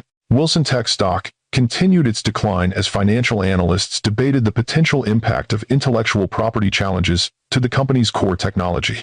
Around noon, My phone rang with an unknown number. I answered cautiously. Dr. Reed? This is Megan Chen from the Wilson Tech Legal Department. I was hoping to discuss the current situation with you. I'm not interested in making public statements, Miss Chen. Actually, I'm calling about something else. Mr. Wilson has instructed me to offer you full co-founder status and appropriate equity compensation as part of a corporate restructuring. He believes it's long overdue. I nearly dropped the phone. Excuse me? The board is meeting now to discuss stabilization strategies. Mr. Wilson has proposed acknowledging your founding contributions publicly with appropriate historical equity compensation. He says it's setting the record straight, regardless of Miss Wilson's motivations for raising the issue. That's unexpected. He asked me to tell you this isn't about the current situation. He's been planning this for several weeks, ever since reconnecting with your children. The documentation was already being prepared before Miss Wilson's press conference. I wasn't sure whether to believe this convenient timing, but the gesture itself was significant and potentially worth millions, depending on how the appropriate equity compensation was calculated. I'll need to think about this, I said carefully. Of course. The offer isn't contingent on any public statements from you regarding the current allegations. Mr. Wilson was very clear about that. After ending the call, I sat in stunned silence. Jack was offering me co-founder recognition after all these years? The cynical part of me saw this as a strategic move to neutralize Vanessa's attack. The more generous interpretation was that reconnecting with the twins had genuinely led him to reconsider the past and attempt to right old wrongs. Either way, it represented a seismic shift in our complicated history, one with significant implications for both my financial future and my professional legacy. The twins found me still processing this development. Mom? Dad's on TV, Emma called from the living room. I joined them to see Jack addressing a hastily assembled press conference, looking every inch the confident CEO despite the corporate crisis swirling around him. Wilson Tech has always acknowledged the contributions of all its founding team members, he was saying calmly. Dr. Amy Reed's algorithmic innovations were indeed instrumental to our early security architecture, as our corporate archives clearly document. What's regrettable is that her contributions weren't more publicly celebrated. A reporter interrupted. Are you saying your ex-wife's allegations are true? I'm saying that my former wife, Dr. Reed, made significant contributions to Wilson Tech's founding technology. That has never been in dispute internally. What is in dispute is Miss Vanessa Wilson's characterization of that contribution as stolen intellectual property. Dr. Reed was properly credited and compensated, according to our partnership agreement at the time. Another reporter, is it true you're offering Dr. Reed co-founder status now, after your current wife raised these issues? Jack's expression remained steady. The timing is unfortunate, but coincidental. As part of Wilson Tech's 20-year anniversary corporate history project, we've been researching our founding period. That research naturally highlighted Dr. Reed's critical contributions. Acknowledging her role more formally has been under discussion for several months. The twins watched this exchange with undisguised fascination. Did you really help create Dad's company? Ethan asked, looking at me with new interest. I contributed to some early algorithms, I said modestly. It wasn't a big deal. Apparently it was, Emma countered, gesturing at the television where financial analysts were now debating the potential impact of the situation. Your father and I were a team back then, I explained reluctantly. We had complementary skills. My algorithmic approach and his system architecture vision worked well together. Why didn't you stay with the company? Ethan asked. I wanted to pursue academic research. Commercial applications weren't my passion. This was true, if incomplete. I hadn't shared with the twins how Jack's growing commercial ambition had gradually eclipsed our original shared vision of technology that prioritized social benefit over profit margins. That divergence had been the first significant fracture in our relationship, one that eventually contributed to our divorce years later. As the press conference continued, Jack handled each question with remarkable transparency, neither minimizing my contributions nor exaggerating them for crisis management purposes. He presented a straightforward acknowledgement of shared history and intellectual collaboration. When a reporter asked about the divorce proceedings with Vanessa, Jack's expression hardened slightly. My personal relationships are not relevant to Wilson Tech's corporate governance or intellectual property foundations. I will say that timing matters in evaluations of credibility. These allegations emerged only after significant developments in my relationship with my children from my first marriage, developments Miss Wilson has actively opposed. The statement was measured but carried an unmistakable message. Vanessa's motivations were personal, not principled. As the press conference concluded, my phone buzzed with a text from Jack. I meant what I said. The co-founder acknowledgement was already in process. This just accelerated the timeline. No pressure to accept, but the offer stands regardless of how the current situation resolves. I stared at the message, uncertain how to respond. After 5 years of complete separation from Wilson Tech, the idea of being officially linked to the company again was complicated. The financial implications were significant, but so were the personal ones. Mom? Emma's voice pulled me from my thoughts. Are you going to accept Dad's offer? I don't know, I answered honestly. It's complicated. Because of Vanessa? Ethan asked perceptively.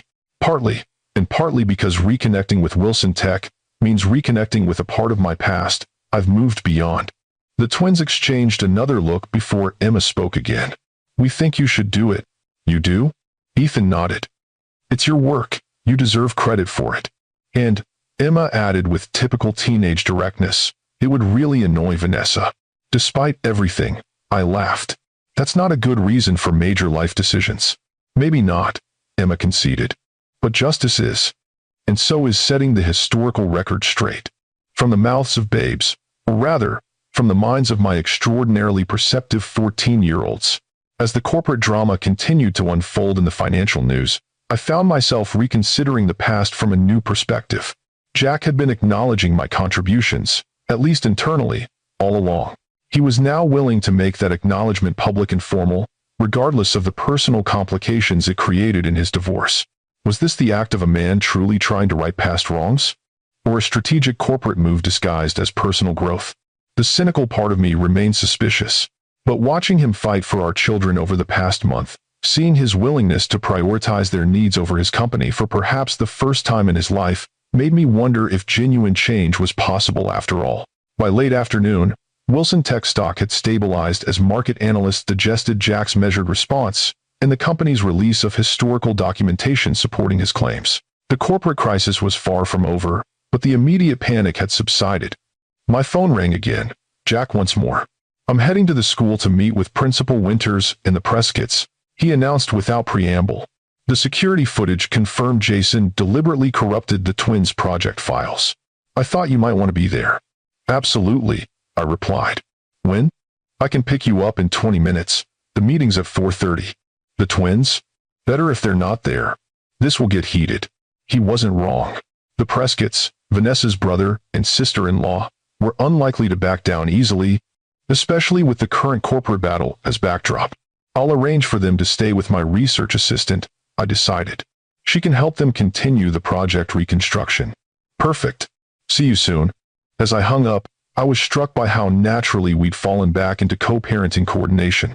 Despite everything that had happened, despite the years of separation and hurt, we still made an effective team when it came to protecting our children. Whether that teamwork could extend to rebuilding trust in other areas remained to be seen, but for the first time in 5 years, I found myself open to the possibility that Jack Wilson might actually be capable of meaningful change after all. As Jack drove us to the school meeting, the tense silence in his luxury sedan reflected the gravity of the situation. 5 years ago, I would have filled this silence with nervous chatter. Now, I simply watched the familiar streets of our city pass by, contemplating how quickly life had changed in just a few weeks. Thank you for coming with me, Jack finally said, breaking the quiet. I know this puts you in an awkward position. My children's academic future isn't awkward, it's non-negotiable. I straightened my blazer, mentally preparing for battle. What's your strategy for this meeting? Direct confrontation with irrefutable evidence. Jack's hands tightened slightly on the steering wheel. The security footage clearly shows Jason deliberately sabotaging their project and deleting their backup files. There's no room for interpretation. And if the Prescotts try to deflect, then I'll remind them that Wilson Academy's substantial endowment comes with expectations of fairness and academic integrity. His voice carried the calm authority that had built a tech empire. I'm prepared to escalate this to the board of trustees if necessary. Going nuclear immediately might not be the best approach. These are still Vanessa's relatives, which is precisely why they need to understand there will be consequences if they continue acting as her proxies against our children. Our children struck me, How naturally he'd reclaimed that connection after years of distant, perfunctory involvement.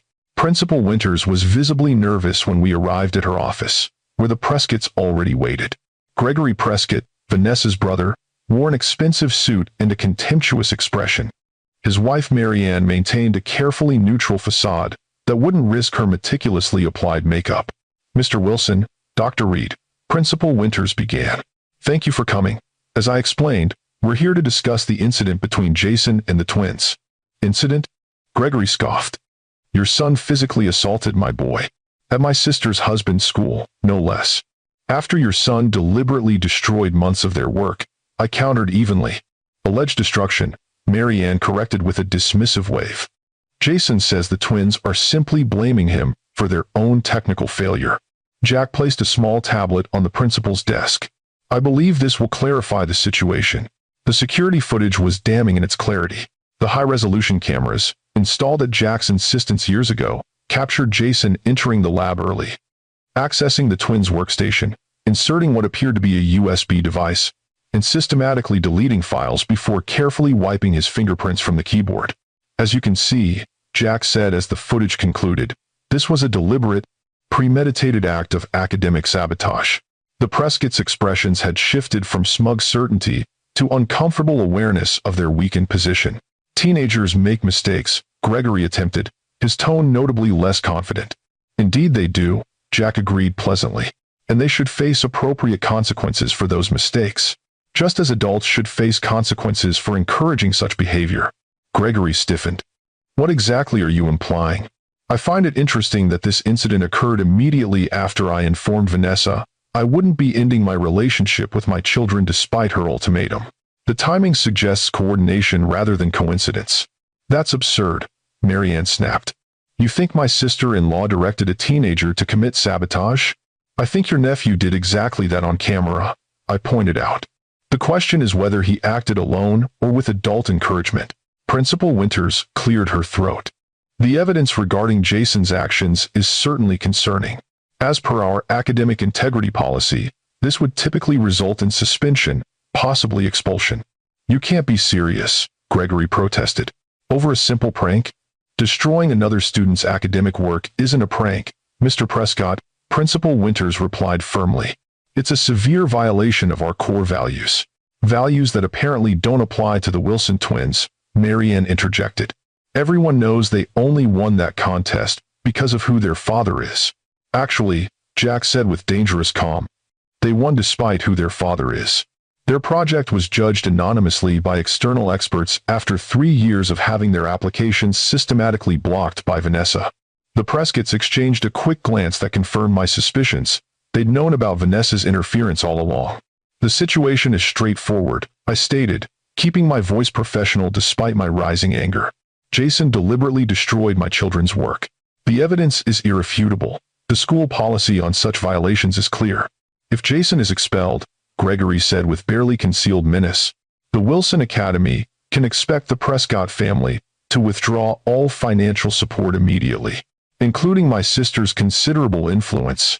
Jack smiled thinly. "That would be unfortunate. Almost as unfortunate as Wilson Tech's legal department discovering that a Wilson Academy student used proprietary hacking techniques that bear remarkable resemblance to unpublished security exploits recently developed at Prescott Ventures." Gregory paled visibly. "What are you talking about?" "The USB device Jason used contained malware with your company's digital fingerprints all over it. My security team identified it within minutes." Jack leaned forward slightly. "I wonder how your investors would react to learning your corporate resources were used in an attack against children."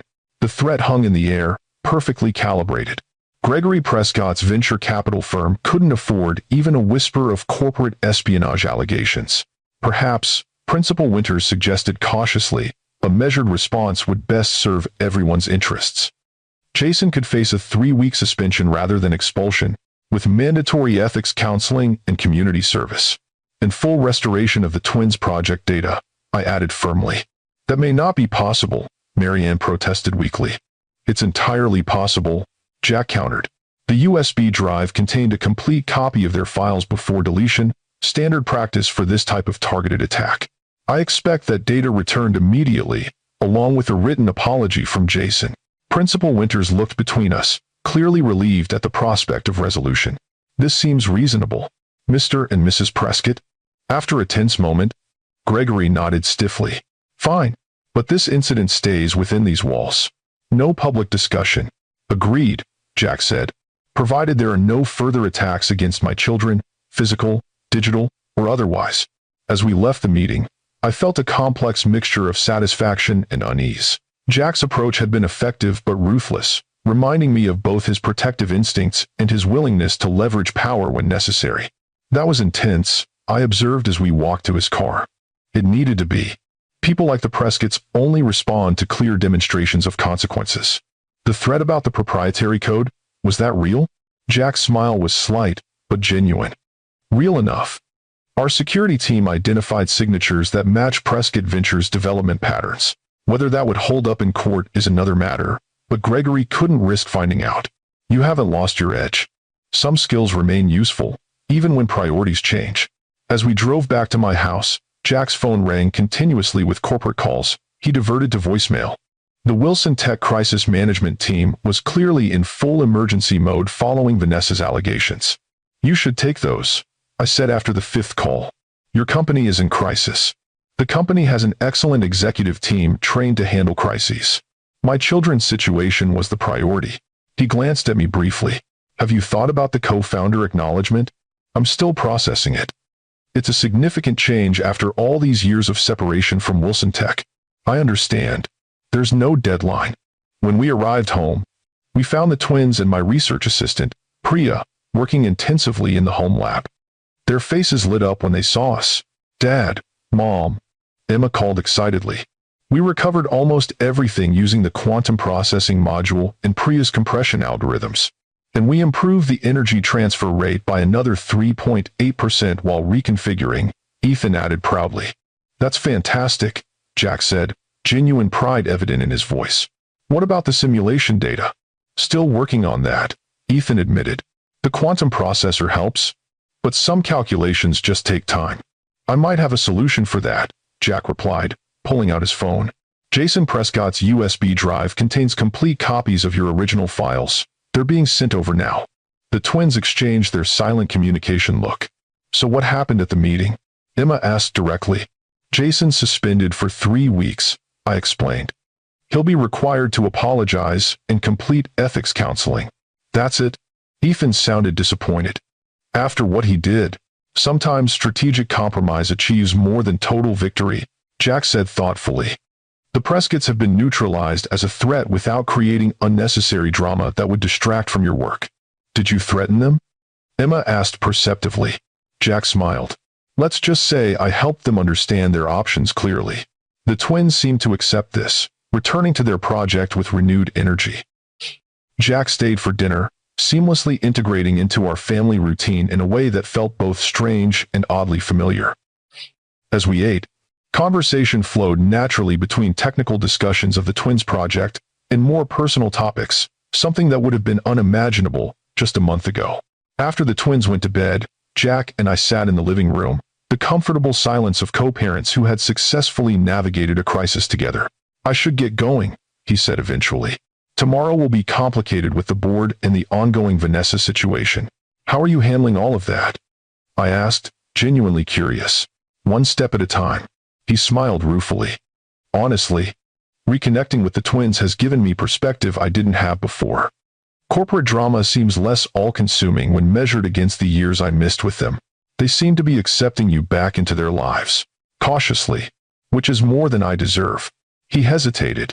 Amy, regardless of what happens with Vanessa or Wilson Tech, I want you to know that my commitment to Emma and Ethan is non-negotiable now. Whether you accept the co-founder acknowledgement or not. I believe you, I said, surprising myself with the realization that I actually did. Your actions these past few weeks have shown that. His relief was visible. Thank you, that means a lot coming from you. As he left, I found myself contemplating the strange new reality we were building. Co-parents, with complicated history navigating a path forward focused entirely on our children's well-being. Not the reconciliation Vanessa had feared, but not the cold distance of recent years either. Something new and undefined. The next 2 weeks unfolded in a whirlwind of activity. The The twins' project was fully reconstructed with the recovered data, stronger than before due to the improvements they'd made during rebuilding. Jack maintained his weakened presence while navigating the corporate crisis Vanessa had initiated. Wilson Tech stock stabilized as the market digested the truth about my historical contributions. The board ultimately backed Jack's decision to formally acknowledge my role, though the details remained under negotiation pending my acceptance. Meanwhile, Vanessa's divorce strategy shifted from public accusations to private demands. Through lawyers, she sought enormous financial compensation and continued social connections to the Wilson name, essentially trying to purchase what she couldn't maintain through intimidation. Jack kept these details mostly private, but I gathered enough from business news and his occasional comments to understand the divorce was becoming increasingly contentious. Despite this background stress, he never missed a commitment to the twins, even rescheduling critical board meetings to attend Ethan's robotics qualifier. One evening, 2 days before the MIT submission deadline, Jack arrived at our house, looking unusually serious. "Everything okay?" I asked as the twins worked in the lab. "There's been a development," he said quietly. "I wanted to tell you before it becomes public." "What kind of development?" "Vanessa's pregnant." The news hit me with unexpected force. "Oh, she's claiming it changes everything, that I can't possibly divorce the mother of my child." "Does it change things for you?" I asked carefully. "It changes the logistics, not the fundamentals." His expression remained resolute. "I'm still proceeding with the divorce, but I'll obviously support the child and be part of its life." "Have you told the twins?" "Not yet. I wanted to discuss with you how best to handle it." I appreciated this consideration, his recognition that news of a half-sibling would impact Emma and Ethan emotionally in ways that required careful navigation. "They should hear it from you directly," I advised. "Sooner rather than later, before it becomes public. And they'll need reassurance that this new child won't mean they're replaced or deprioritized." "I would never. I know that. But they've spent 5 years believing you left them for a more appealing life. This will trigger those insecurities, Jack. You need to be prepared for that." He nodded, accepting my insight. "You're right. I'll talk to them tonight." The conversation with the twins went better than I'd feared, but worse than I'd hoped. Emma immediately retreated into cool intellectual analysis, asking detailed questions about how this would affect visitation schedules and Jack's availability. Ethan simply shut down, giving monosyllabic responses before disappearing to his room. Jack looked devastated by their reactions. "I've hurt them again, haven't I?" "They're processing," I said gently. "This is complicated for them. Give them time. What if Vanessa uses this baby the way she tried to use her position? To come between me and the twins? Then you'll handle it the way you've handled everything else, by showing up consistently for Emma and Ethan regardless of obstacles." He nodded, but the worry remained evident in his expression. Later that night, after Jack left, I found Ethan in his room staring at old family photographs, pictures from before the divorce, when we'd been a complete family. "Want to talk about it?" I asked, sitting beside him on the bed. "It's stupid," he muttered. "I shouldn't care." "It's not stupid to have feelings about your father having another child. He's going to forget about us again," Ethan said, finally articulating his fear. "This new baby will be with him all the time. We'll go back to being his other family, the one he visits when he remembers we exist." "I don't think that's going to happen." "How can you be sure?" "He left us once." I chose my words carefully, because I've watched him these past weeks. The way he prioritizes you and Emma, the way he's fighting for your relationship despite significant personal and professional cost. But this is different. This is his new baby. And you and Emma are his children too. His commitment to you isn't contingent on his relationship with Vanessa or any other child. Ethan looked unconvinced. "We'll see, I guess." "Yes, we will. And if he disappoints you again, I'll be right here as I've always been. But I hope, he's finally understood what matters most." Emma appeared in the doorway, her analytical expression softened by evident emotion. "Do you think Dad will love his new baby more than us?" The vulnerability in her question broke my heart. "No, sweetheart. That's not how parental love works. Each child holds a unique place that can't be replaced or diminished by another." "But he left us," she said, echoing her brother's fear. "He left our marriage," I clarified. "His relationship with you was complicated by that choice and by Vanessa's interference. But I truly believe he's fighting to rebuild what was damaged." The twins exchanged their silent communication look, processing this perspective. We should finish the MIT submission, Ethan said finally. The deadline's in 2 days. Yeah, Emma agreed. Dad said he'd help us with the final testing tomorrow. The simple fact that they still referred to their planned work session with Jack suggested they weren't giving up on this fragile new relationship, at least not yet. The next day brought another surprise. As the twins were conducting final tests on their MIT project, a delivery arrived, 3 large presentation portfolios and a note from Jack. What is this? Emma asked as she opened the elegant folder. Inside were complete, professionally prepared patent applications for their solar energy storage system. The applications listed Emma and Ethan as primary inventors, with detailed technical documentation of their innovation. He's helping us patent our design, Ethan realized, flipping through the meticulously organized documentation. Read the note, I suggested. Jack's handwritten message was simple, but profound. Your innovation deserves protection and recognition. Wilson Tech's legal team prepared these filings, but the patents will be registered solely in your names. This is your intellectual property, not the company's. I've established a trust to cover all maintenance fees until you're of age to manage them yourselves. I'm incredibly proud of what you've created and the brilliant minds behind it. See you this afternoon for final testing, Dad. The twins stared at the note, then at each other, their silent communication conveying complex emotions. That's actually pretty cool of him, Ethan admitted reluctantly. And smart, Emma added. Patent protection before the MIT submission is strategically sound. I smiled at their attempts to maintain emotional distance while clearly being touched by their father's gesture. It shows he's thinking about your long-term interests. When Jack arrived that afternoon, the twins greeted him with cautious warmth rather than the cold distance I'd feared. They didn't directly mention Vanessa's pregnancy or the patent applications, but their willingness to engage with him suggested the foundation he'd been building hadn't completely crumbled. The MIT submission was completed with hours to spare, the project stronger and more refined than it would have been without the setbacks they'd overcome. As Jack prepared to leave, Emma surprised us all by hugging him, a brief, awkward embrace that nonetheless represented significant emotional progress. Thanks for the patent help, she said, stepping back quickly. You're welcome, Jack replied, visibly moved. Your innovation deserves proper protection. Ethan didn't offer a hug, but his usual cool distance had softened. Will you come to the MIT presentation if we make the finals? It's during a school day. I'll be there, Jack promised. Front row. After he left, the twins seemed more settled than I'd expected given the emotional complexities they were navigating. He really means it, doesn't he? Emma said, as we cleared dinner dishes. About being part of our lives now. I think he does, I answered honestly. Even with the new baby coming, Ethan pressed. Even with that. Sometimes people don't recognize what truly matters until they've nearly lost it completely. The twins pondered this, their brilliant minds processing emotional complexities with the same intensity they applied to technical challenges. 2 days later, a courier delivered an envelope addressed to me. Inside was formal documentation from Wilson Tech, acknowledging my role as co-founder, along with equity grants representing my historical contribution to the company's founding technology. The value was substantial, life-changing money that would ensure financial security for generations. Attached was a personal note from Jack. This acknowledgement is long overdue and entirely separate from our personal history or current co-parenting relationship. Your brilliant work helped build Wilson Tech's foundation. This simply corrects the historical record and provides the compensation you should have received years ago. Whether you accept is entirely your decision.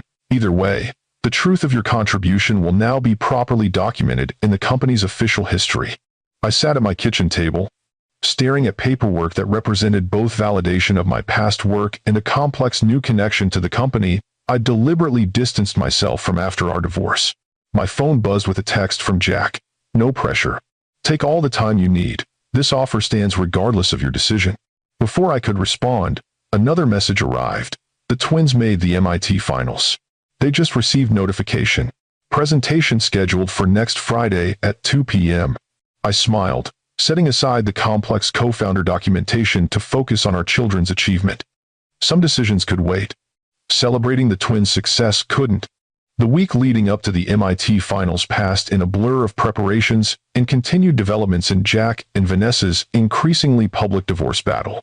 Vanessa had taken her pregnancy announcement to the media, positioning herself as the wronged expectant mother abandoned by a husband reconnecting with his first family. Jack maintained dignified silence in the face of these provocations, refusing to engage in public mudslinging despite considerable pressure. His focus remained divided between managing the corporate fallout and supporting the twins' MIT preparation, consistently choosing the latter when conflicts arose. The morning of the MIT presentation, I found myself in the unusual position of driving to Cambridge with Jack beside me and the twins in the back seat, a family unit we hadn't presented in over 5 years. "Nervous?" Jack asked the twins as we approached campus. "A little," Emma admitted. "The judging committee includes 3 Nobel laureates," Ethan added. "That's slightly intimidating." "Remember," Jack advised, "they're evaluating your innovation, not you personally. Your work speaks for itself. And even if you don't win, making the finals at 14 is extraordinary," I added. "But we want to win," the twins said in unison, showing the competitive drive they'd inherited from both parents. Jack laughed. "That's the Wilson spirit." "Reed Wilson," Emma corrected automatically. "We're both of you." The simple statement carried weight beyond its literal meaning. For the first time, the twins were openly acknowledging their connection to both parents, the intellectual and personal heritage that had shaped them into the remarkable young people they were becoming. MIT's Innovation Center buzzed with activity when we arrived. The twins' project had been set up in a prominent position, their solar energy storage prototype drawing interested glances from passing professors and students. Jack stayed in the background during their preparation, offering quiet support without overshadowing their moment. As presentation time approached, a commotion near the entrance caught my attention. Vanessa had arrived, her pregnancy now visibly showing, accompanied by several photographers, who were clearly not affiliated with MIT. "What is she doing here?" I muttered to Jack.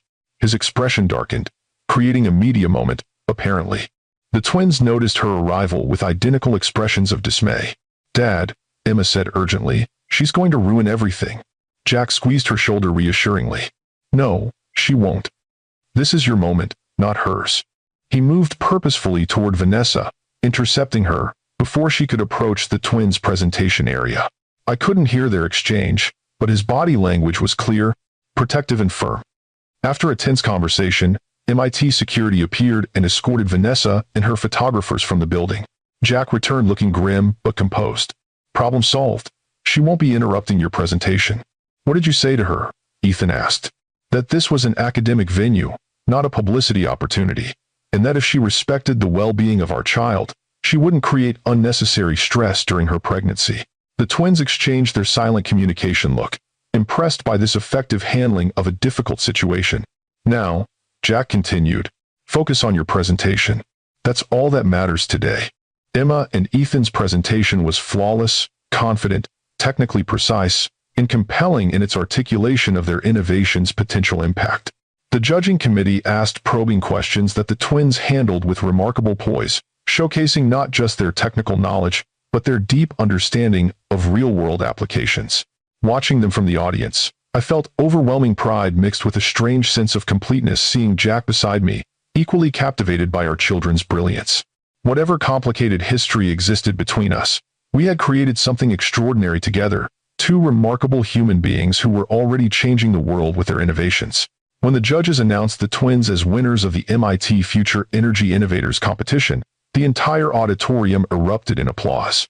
At 14, Emma and Ethan had achieved something unprecedented, recognition from one of the world's premier technical institutions for an innovation with genuine commercial potential.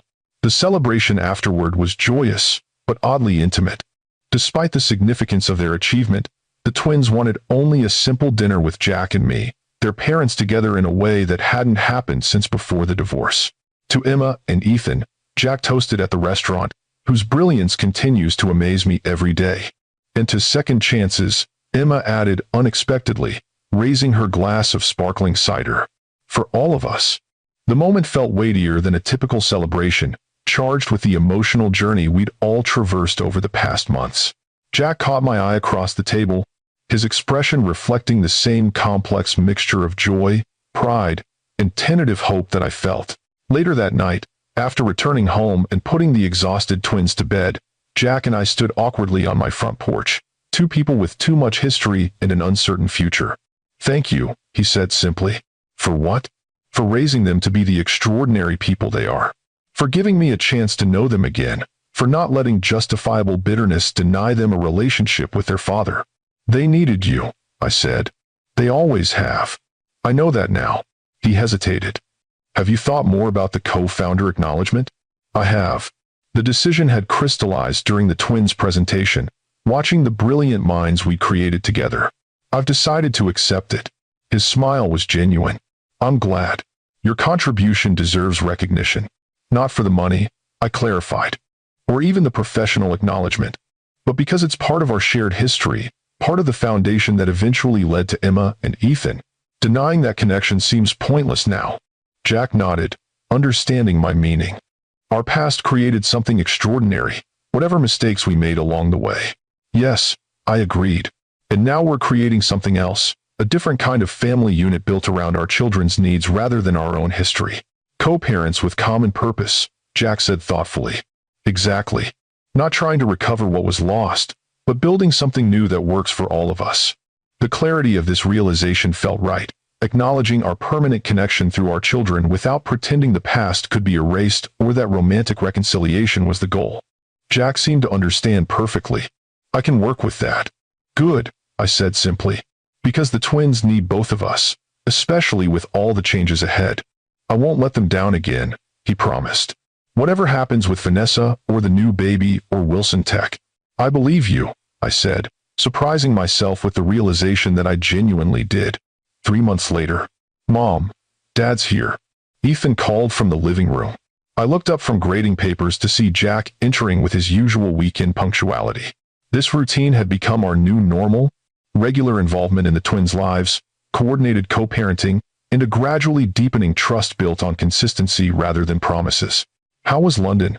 I asked, referring to his first international business trip since reconnecting with the twins. Productive. The new European headquarters is coming along well. He set down his briefcase. But I'm more interested in how the patent meeting went yesterday. Incredibly well, Emma enthused, appearing from the kitchen. The examiner said our application is one of the most comprehensive she's seen for inventors our age.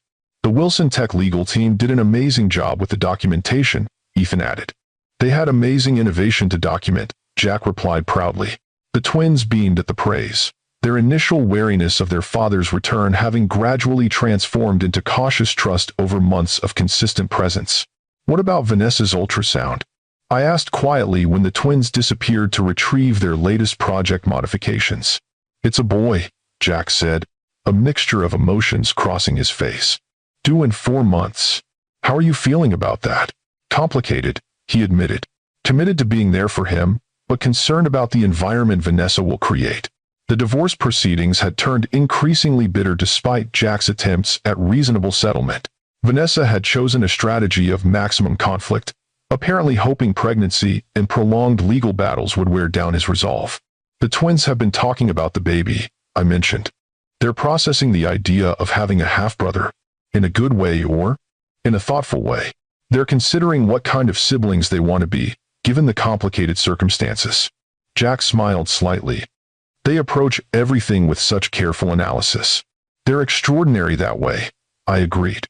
Emma asked yesterday if they would be allowed to know their brother, or if Vanessa would try to keep them separated. What did you tell her? That relationships between siblings are their own unique connections, separate from the complications between parents, that they'll find their own way to be brother and sister to this new baby, regardless of adult conflicts. Jack nodded thoughtfully. Good advice. I'll make sure they have that opportunity, whatever it takes. Over the next few hours, we fell into our weekend routine, Jack working with the twins on their latest innovations while I finished academic work nearby. The comfortable domesticity of these sessions still occasionally struck me as surreal given our complicated history, but it had become a stable foundation the twins clearly valued. Later that evening, after Jack left and the twins were occupied with friends online, I reviewed the final documentation of my co-founder acknowledgement. The formal announcement had generated significant media interest, which I'd mostly declined to engage with beyond a simple statement acknowledging my early algorithmic contributions to Wilson Tech's foundation. The equity grants had been transferred to a trust I'd established primarily for the twins' future, with a portion dedicated to funding scholarships for young women in STEM fields. I'd found a comfortable balance, accepting recognition for past work without allowing it to define my present identity or future goals. My phone buzzed with a text from Jack. Marcus from Legal says the twins' patent was officially approved today. Youngest inventors in the category's history. Thought you'd want to know immediately. I smiled, imagining the twins' excitement when they heard the news. Their innovation journey had begun with Vanessa's attempt to block them from recognition and had transformed into something none of us could have predicted. Patents, prestigious competition wins, and early acceptance letters from top university engineering programs for when they graduated high school. Will you tell them, or should I? I texted back. Together, came his reply. Family breakfast tomorrow? I'll bring the celebration donuts. Perfect, I responded. 9 a.m. Family. The word had evolved in meaning over these past months. No longer the traditional unit we'd once been, nor the fragmented pieces left after divorce, but something new, a reconfigured constellation of relationships centered around Emma and Ethan's needs while respecting the adults' separate lives. Jack had rented a house 10 minutes away to facilitate his regular involvement with the twins. We'd established clear co-parenting protocols, shared calendars, and communication expectations. The boundaries remained intact. We were not rekindling our romantic relationship, but the hostility and distance of the post-divorce years had been replaced by something resembling partnership. As for Vanessa, the divorce proceedings continued their contentious course. Her pregnancy had not achieved the reconciliation she'd clearly hoped for, though Jack remained committed to being present for his future son, despite the complicated circumstances.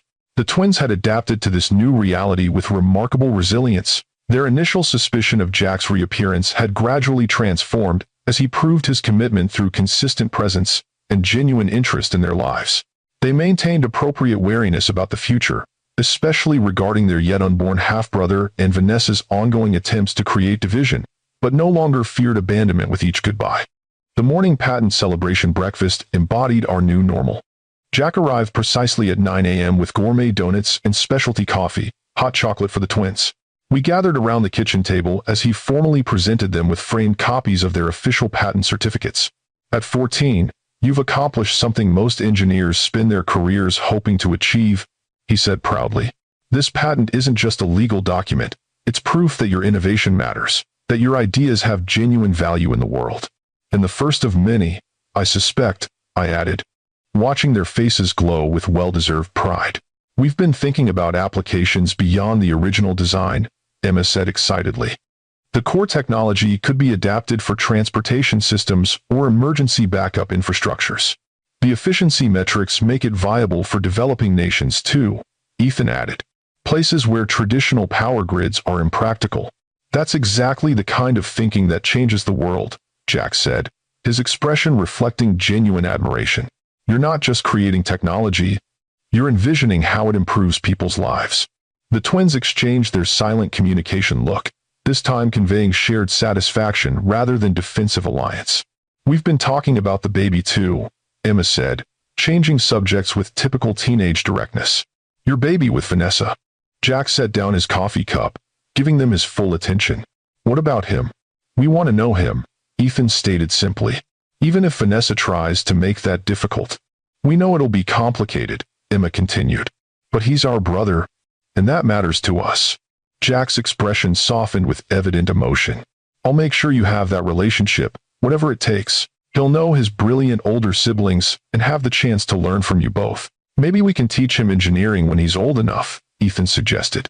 And how to stand up to intimidation, Emma added pointedly. Jack smiled. With you two as role models, he'll be formidable.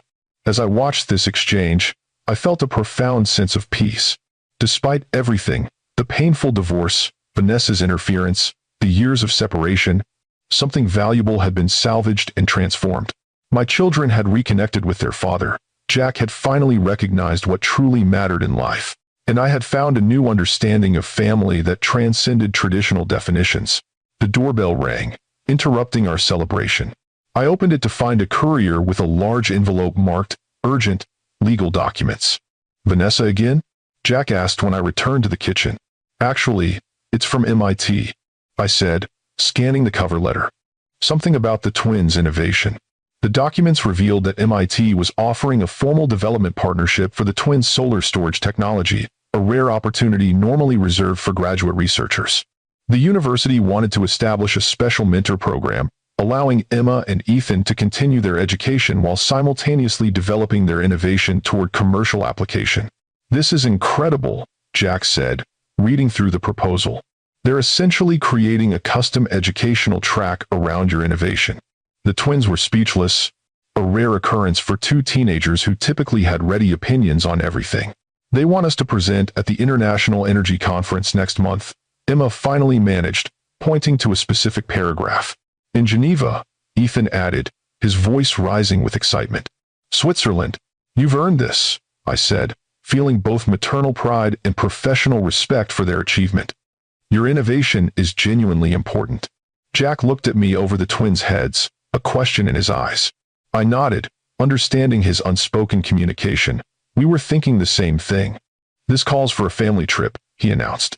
"Your first international presentation deserves proper support." "Both of you?" Emma asked, looking between us with surprised hope. "If that works for everyone," Jack clarified, careful as always to respect boundaries. "Of course," I agreed. "We're your parents. This is a milestone worth celebrating together." The twins exchanged another look, this one conveying unmistakable happiness at the prospect of experiencing this achievement with both parents present.